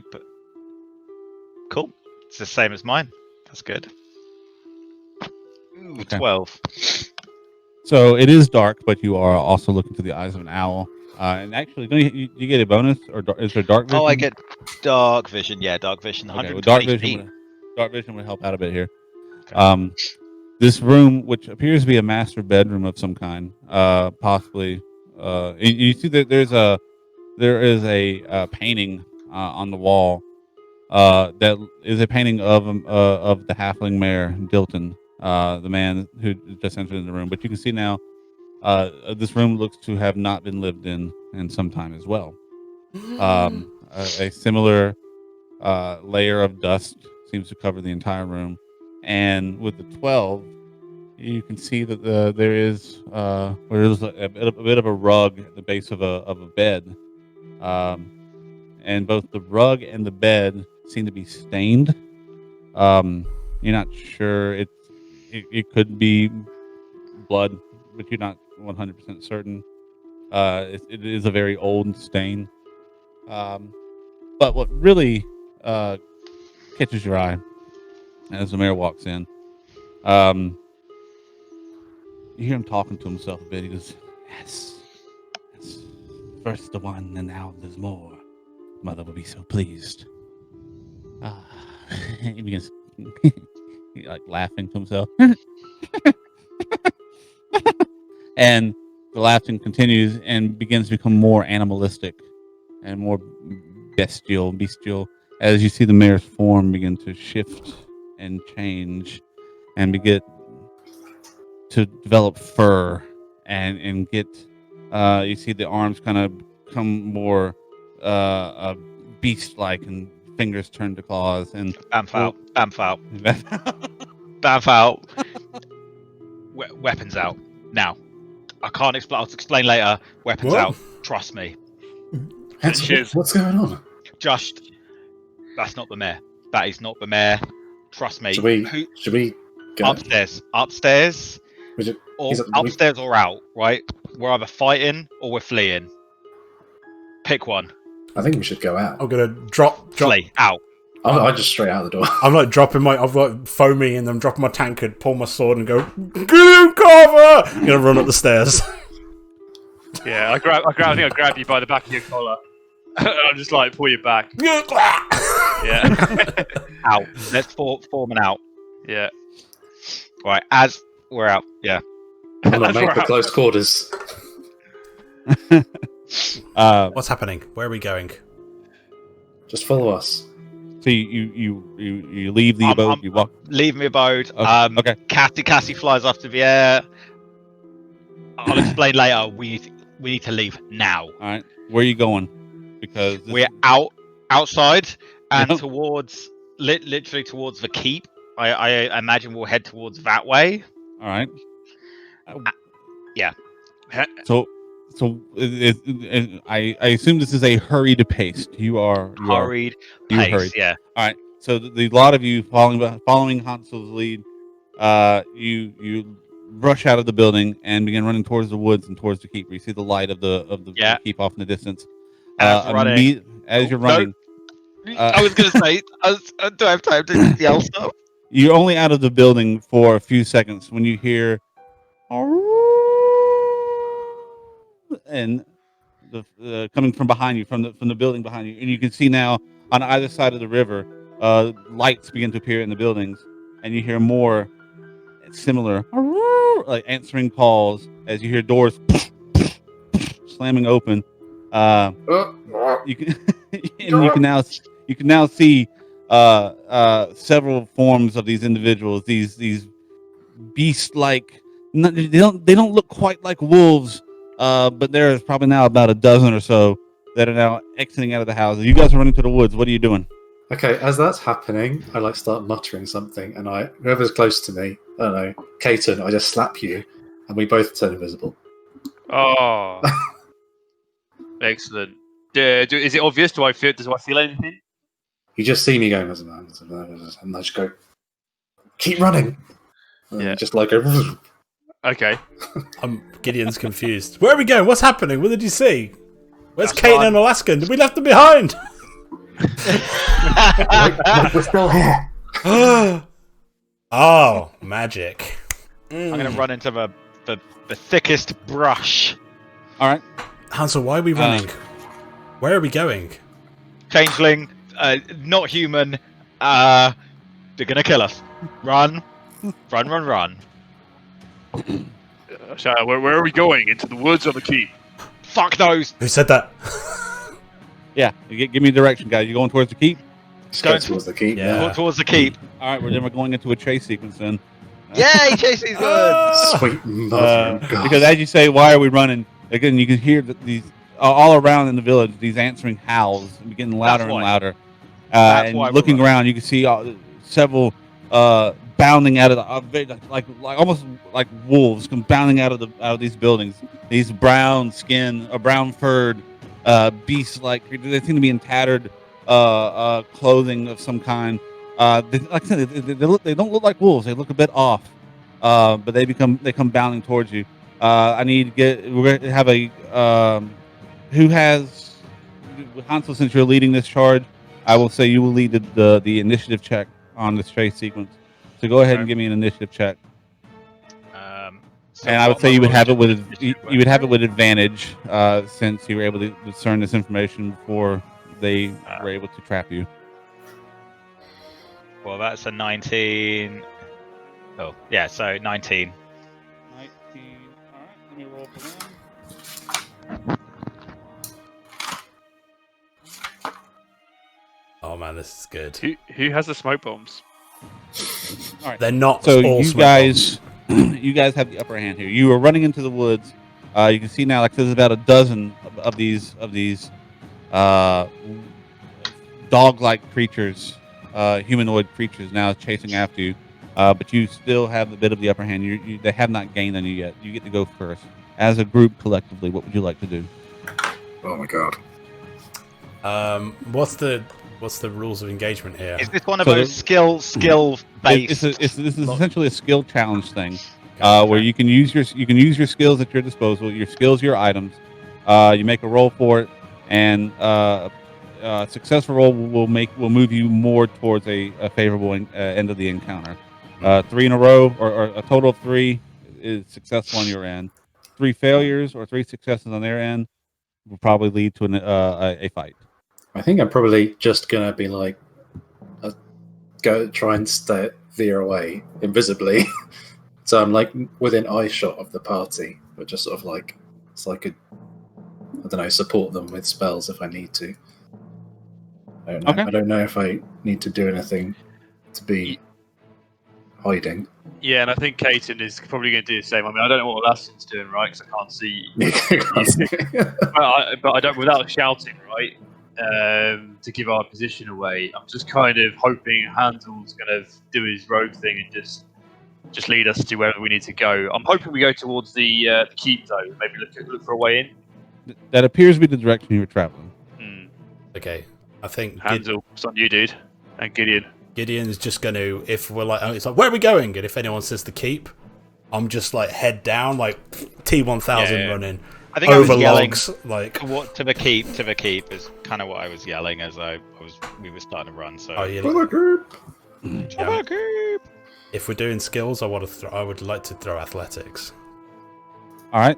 So how are you using your athletics to help? To help everyone. Yes. It's a damn good question. So I guess I'll be like trying to find shorter routes, and if anyone needs like a boost, I'll be like there, like ready to like boost them over logs, or like or if there's something in the way, I'm just going to smash through it or chop through it. Absolutely. Okay. Go ahead and give me that athletics check. Okay. Come on, that's a 15. 15. So charging in front of the rest of your group, you head into the thicket of this forest, and what would have made for a longer travel time with just how dense it is, and how thick the brush is around you. You're going through just swinging your sword, cutting down bushes, plowing down, knocking down older tree roots and stumps, clearing the way so that it is not considered difficult terrain for everybody, and you're able to speed the process along. Awesome. The anime sword running. I think I'm going to look for an opportunity to slow down our attackers. Maybe push something over or drag something in the path of these kind of galloping wolves, dogs, people. Okay. Go ahead and while you're doing that, go ahead and give me a I guess a history check. Me, Yes. 18. Okay.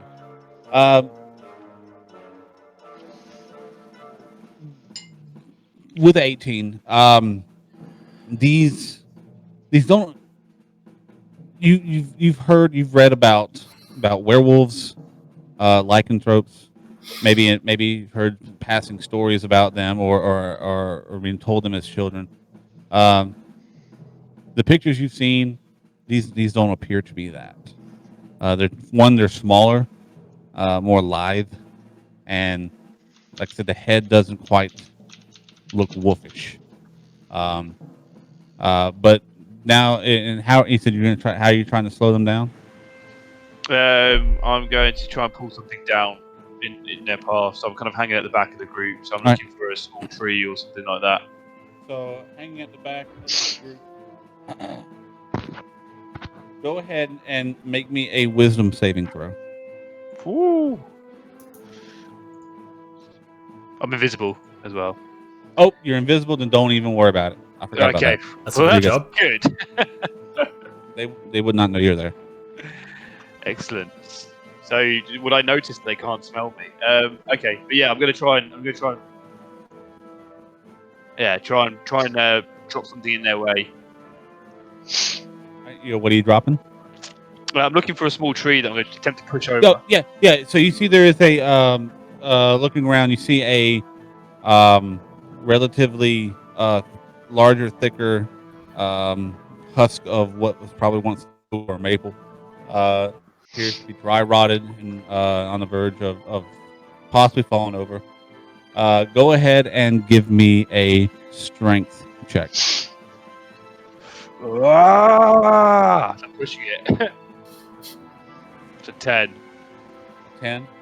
All right. It takes you a bit longer than you would like, but after the second and then finally the third hard push, you feel the roots give out, and just as the first number of these dog-like individuals get to the base of the where this tree would be, it comes crashing into the road. You hear as one gets squashed beneath it, buying yourselves just a little bit more time. Awesome. I think I have to start them bolting it back off, Yep. like trying to catch up with them. You can see the other few seem to hesitate a bit as they wait for the queue to continue onward. All right, we need one more success. Who else is helping with this? I'll cast Minor Illusion. Okay.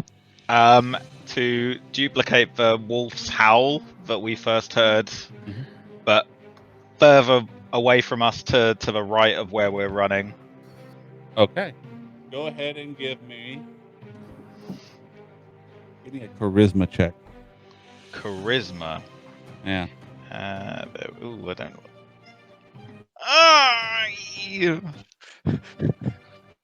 That was intimidating.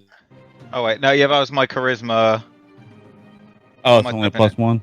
Yeah, I mean, I can wait. I tap that as charisma. Well, what's your As a spell save. casting? What's your spell casting modifier? It is. Where would it be? Is it intelligence for arcane trickster? I don't know actually. It should be. Where would I find that out? I think it's Yeah, it's intelligence, right? So Right? for some reason I'm thinking it's charisma. In that case, it would be an intelligence check. Okay. This is using your newly found abilities to convince. So Make it convincing. any of my skills with intelligence on, right? Right. Right. So I'll just use history as my example. Okay. So Okay. it's a- So yeah, plus 22. By the way, you can do if you just double click on intelligence, it will run it'll do the check for you on that. Oh no, But that it's fine. changes it. Oh wait. Yeah, because your skills would have proficiency tied to it. Yeah. Either yeah. way, Okay. you because that would be what. Oh yeah. Okay. Cool. I know that now. Cool. That's good to know. Yeah, it's still. Well, I'll take that top roll. That 18 instead of a +4, just be +2, so 20. Yep. Right. So yeah, you were able to you as you're running, you make the hand gestures for your minor illusion, and from behind you, you mimic the howl of the first howl made, and it's very convincing. You see about half of them who were already waiting for the cue to continue onward or not turn and begin darting off in that direction as well. So you split the pack a bit, buying yourselves a little more time.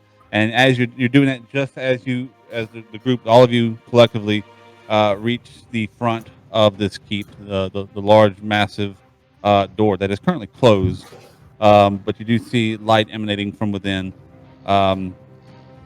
You get to the door, it's shut. You hear the bang behind you as it's getting closer. What are you guys doing? Try open the door. Brute Try to open force. the door. With brute force? All right. Go ahead and make me that strength check. Just raw strength, no? How tall is this keep, by the way? Oof, that's not good. That's a It 12. appears to be about from the outside of it, about 3 stories tall. Okay. Not hardcore parkour and up there. That's just a 12. At 12, you ram into the door with your shoulder. It doesn't seem to budge. You can now see about 6 of these individual dog-like creatures now cresting over out of the woods into the clearing. You maybe got, I don't know, 10 to 15 seconds before they arrive. Caton, come and try this with me. Come on. Yeah, and I'm like, I'm here. I just put my hand on your shoulder. I'm like, I'm here, and I was like, on 3, 1, 2. I'll All let right, you can either roll separately, or one of you can roll with advantage. I'll let you roll with advantage, man. I've already had a go. Okay. Oh, that's an 11 and a. Oh, 9. Oh god. Both of you together. The door is solid. It's not giving way. Okay, I'm watching them like desperately trying to get this door open, and I like start muttering, and then I cast sleep on the group of. oh, huge. All right, go ahead and roll your sleep die. Right, how is sleep die? How do I? It's like 5d6 or something. It's not got I a. can't remember.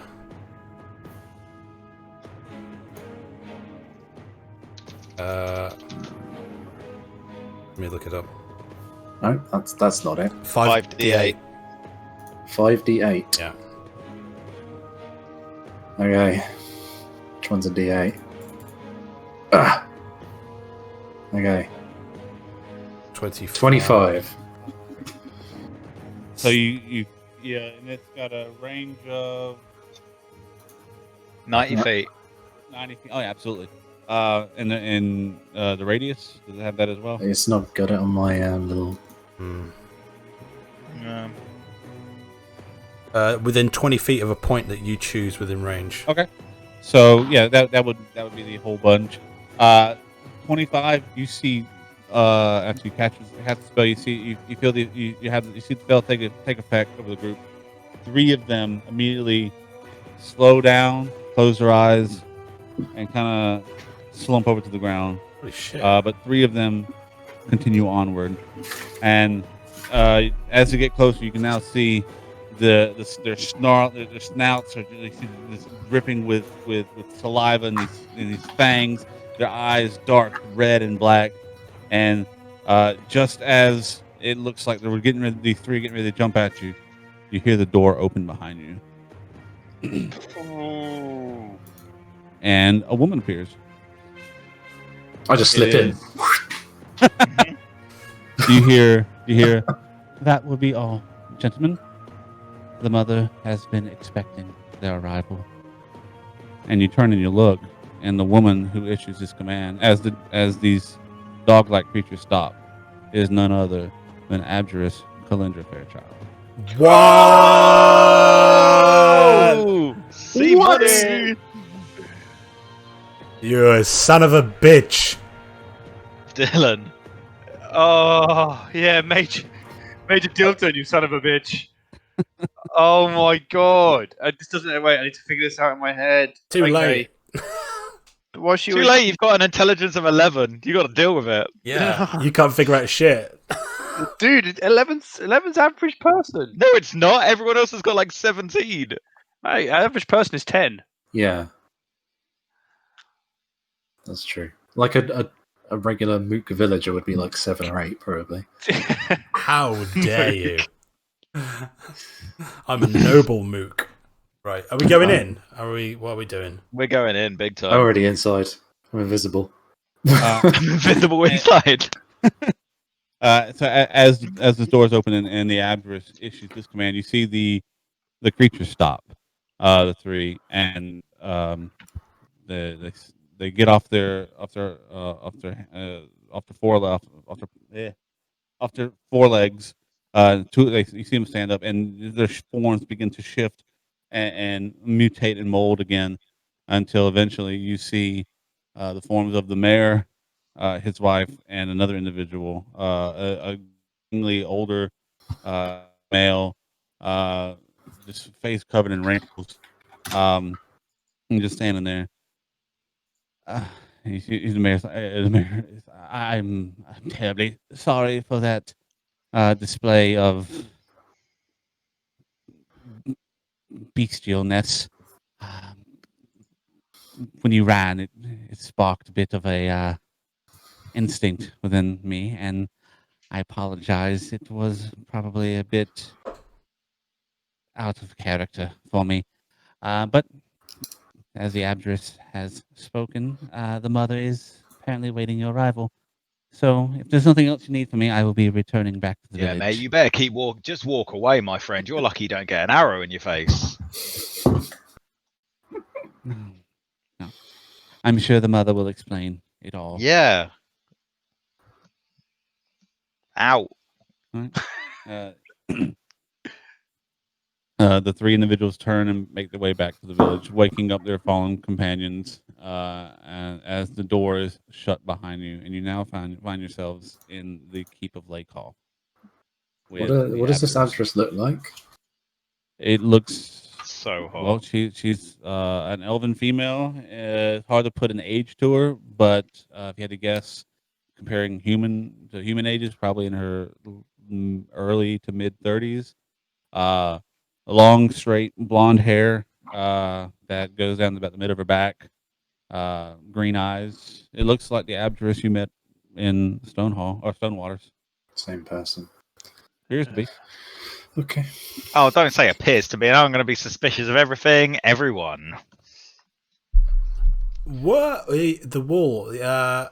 Hello. It's good to see you again. Gideon, right? Yep. So wonderful for you to join us here. I apologize for not getting back in touch with you lot at Stonewaters. Something had come up and I got a bit sidetracked. I apologize.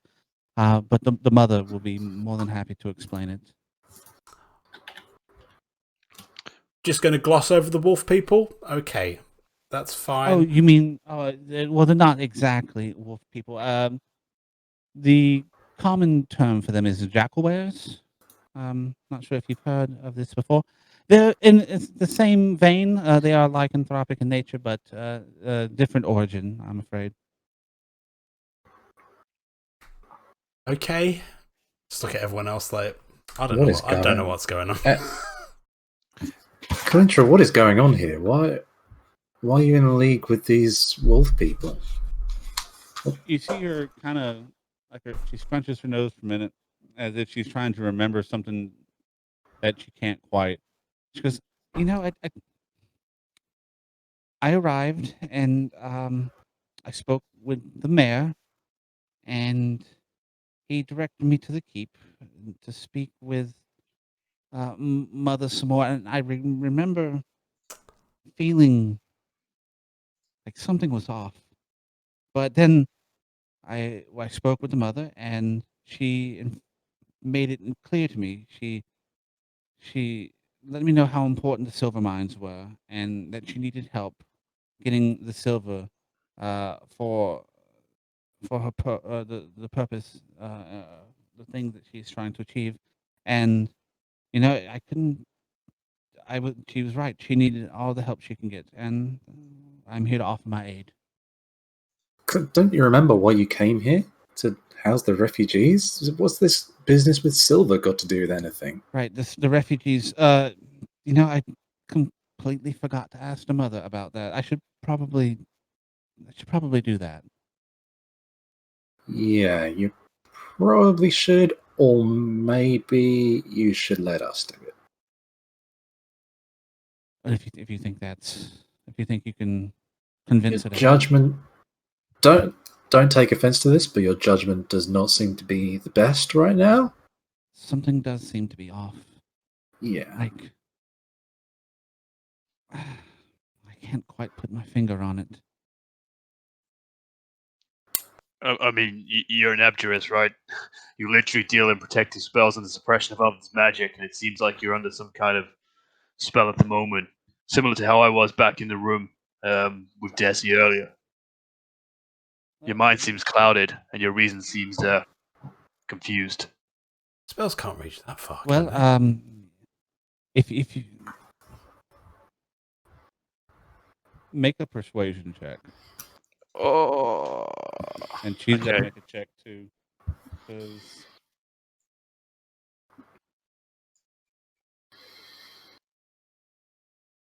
right. I've been feeling off all day, and my memory, it's foggy. Very well. I might. I don't know what exactly has come over me. But you are right. Something is not right. I ask. She looks at you, Caden. Would you mind restraining me for just a moment in case what I'm about to do causes me to do something I might regret? How would you like me to do that? Well, actually, I will need my hands free. Just get ready in case something happens.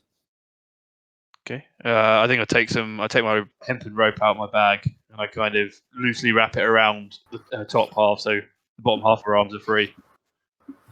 You see her begin the incantation, casting a spell.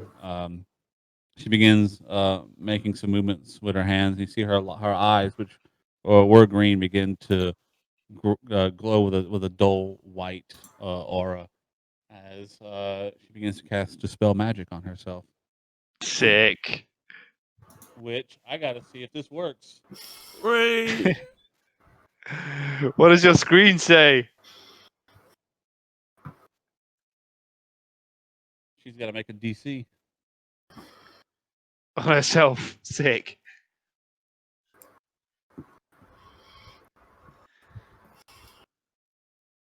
Wow.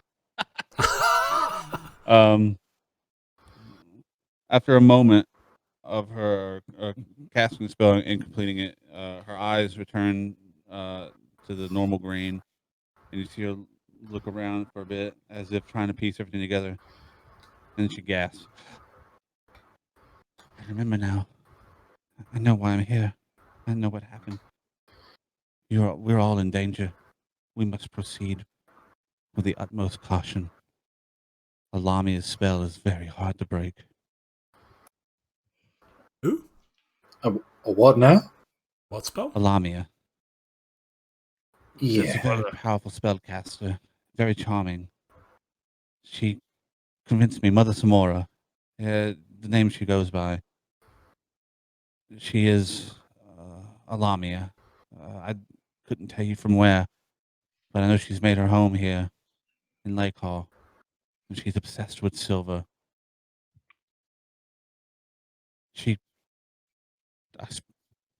When I got here, I was taken by surprise. I was not expecting Lamia here. I wasn't expecting shape changes. I knew Lakehall was recluse, but I didn't think that this had happened. I didn't.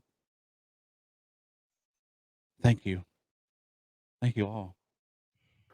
But if you had not arrived, I don't know how long I would have remained. Well, don't mention it, but how should we proceed from here? Do we need to do something about this Lamia thing? The villagers, the real villagers, they're prisoners, they're slaves. They work day and night, without rest at the mines. The jackal wares, they're just pretending to be. That's not the real mayor. It's not the real people who live here. We have to save them. We have to save them all. And how do we... I don't want to ask this question, but how do we do that? I think I know the answer. Well, we break the spell. Point at my sword.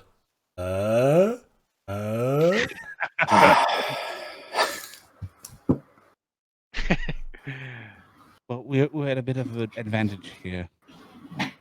She already knows that you are here. She knows that I'm here, but she does not know that my spell has been broken. At least I'm not sure she knows. Well, maybe you can pretend to be on her side and then turn on her. This is a possibility. Yeah. I'm not quite certain of the power of her magics, but if I understand the spell she cast them correctly, I don't think I might be immune to it for some time. But you all aren't, so that's where the danger comes. Well, she can't get us all at once, right? How That's did just crazy. How did she No, I cast it don't on think you? she's that right? powerful of a Lamia. I don't think she's gathered that much strength yet. What is it? Does she But like I do have a bit of talk an to element you? of surprise. What's that? Does she like talk to you and say the spell, or like? Oh, she speaks. She speaks common. No, Is no, it but worth? how did she charm you? You know, we can put wax in our ears, or It's through voice, I'm certain, but I don't know if wax will help. I know. I mean, we can try, but I was actually I know suggesting we she's- walk in there with our fingers in our ears, going la la la la la. But okay, wax is fine as well, I suppose. Well, do we have any wax? I'm willing to try. Think about it, Gideon. Your fingers are in your ears. How are you going to hold your sword? Oh, my sword does need my fingers. It does Can I? need your And I fingers. try and do. I'm gonna try and put my fingers in my ears with one hand. If you can do it in real life, I'll let you do it in the game.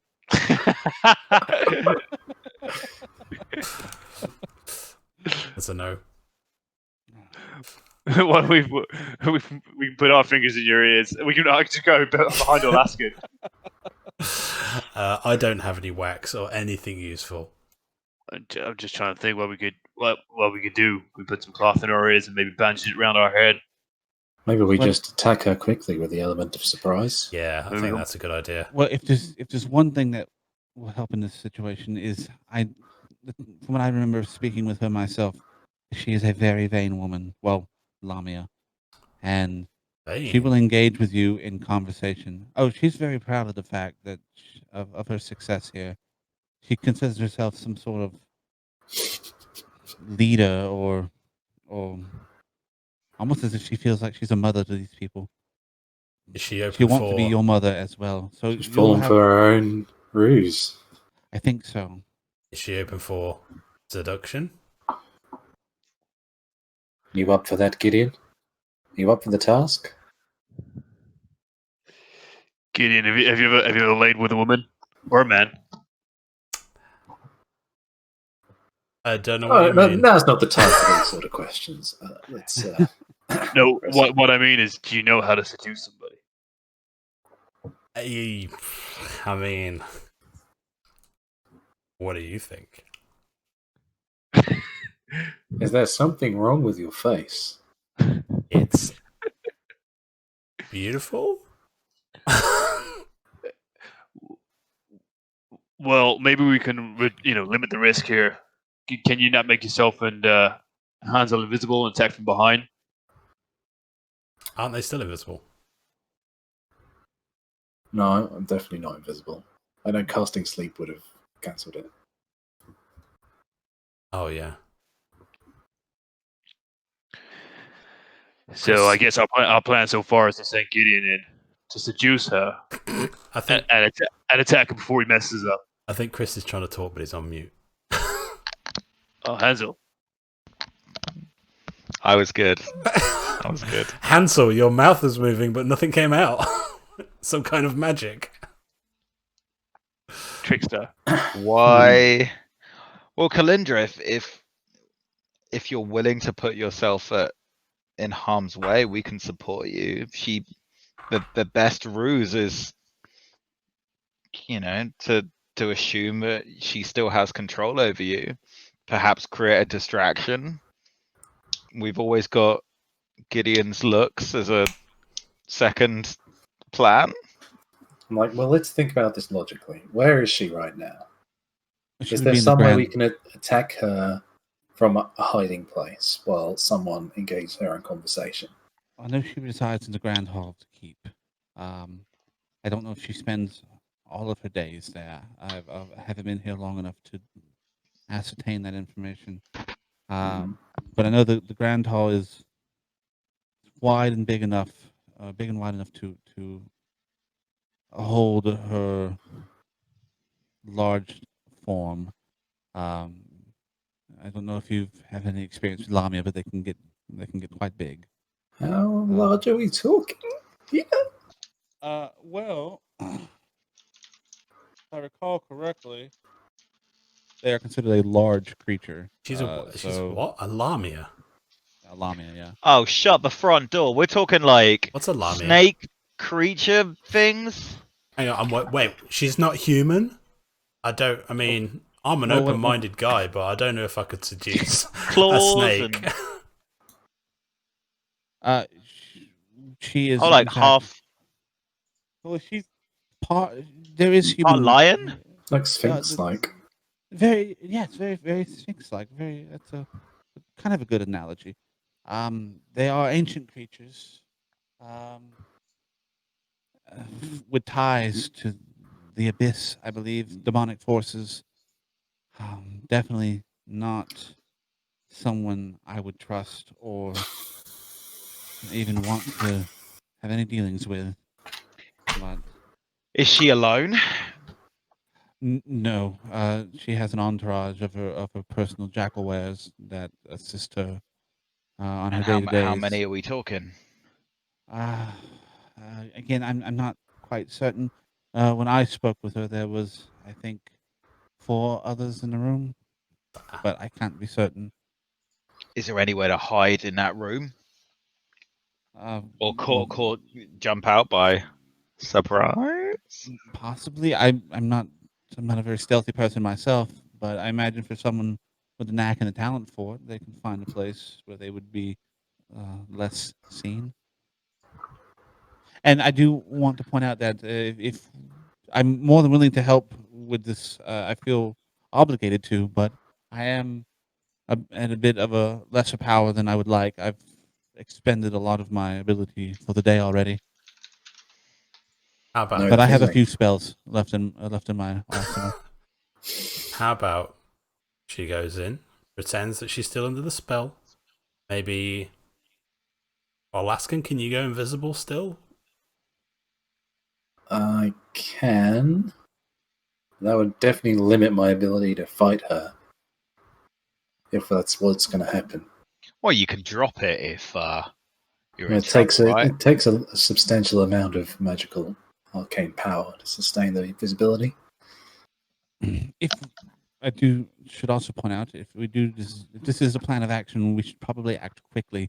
I was sent to retrieve you and deliver you to her. So if we take too long in returning, she might think something is amiss. Fine. Let's Let's go. Well, Does we go she know back in Does she know and we're all there? Can I? Yeah, She knows there are 4 of you already. we go Well, in and okay. you act like you're still under her thrall, and we're coming at your behest. And I'll try and when lay on the some smooth. opportunity shows itself, we Gideon. I'll try and smooth moves, and if not smooth moves, then I'll. Maybe we leave the smooth moves for like a last resort, like down a few priorities. Yeah, Down to the bottom maybe of the we'll just priorities. yell something like, "You'll know when." yeah. I The hope. So the priority, the first person that attacks, the priority should be to always silence her. Get your hand over her mouth, get a sword in her face, Ooh. cut her tongue out, handle with that new knife. Can't let her speak. Bloody hell! Bloody hell, Harry. Bloody hell! All right. Let's do it. Don't want to Let's hang around. No, let's not muck about. Yeah. All right. I'll take up the rear. I can go in front. I'm feeling pretty confident in my new armor. Put me in, coach. Let's go. Calindra, leave away. All right. Yeah. So you begin making your way further into the Downtown. keep, and looking around as Calindra's leading you in. You can see that just like the mayor's house before, the keep itself is the furniture and the pictures and the various objects that you pass are covered in a fine layer of dust. As this place has not been attended to at all in some time. There is eventually, as you make your way a bit further in, you see the light of the main hall in the distance. And as you approach, you can hear the a bit of the sound of baying as you hear a few of the jackal-like individuals from inside have apparently smelled your arrival and is Son of a bitch. indicating Is that there a you have. save point nearby? Well, there Or a is bonfire? there is a bit of a save point nearby because this combat encounter will take place next session. Oh, save points, bonfire. But I will say, as you guys are walking into the chamber, you can see now it is a massive, what was once a great hall that was built to entreat with foreign dignitaries of ages past. Has been redesigned to be a nesting spot for this massive half human, half lion like creature now rests on a bed of silks and fineries in the center of this room before you. Looks like a big, like almost like a makeshift altar. There's, as Calindra said, 4 jackal-like jackal wares that seem to be guarding the walk up to this lamia. And as you enter, you all hear a voice boom out in the hall, a strong, deep, feminine voice. I've been expecting all of you. Oh, Welcome, seducer. welcome to the family.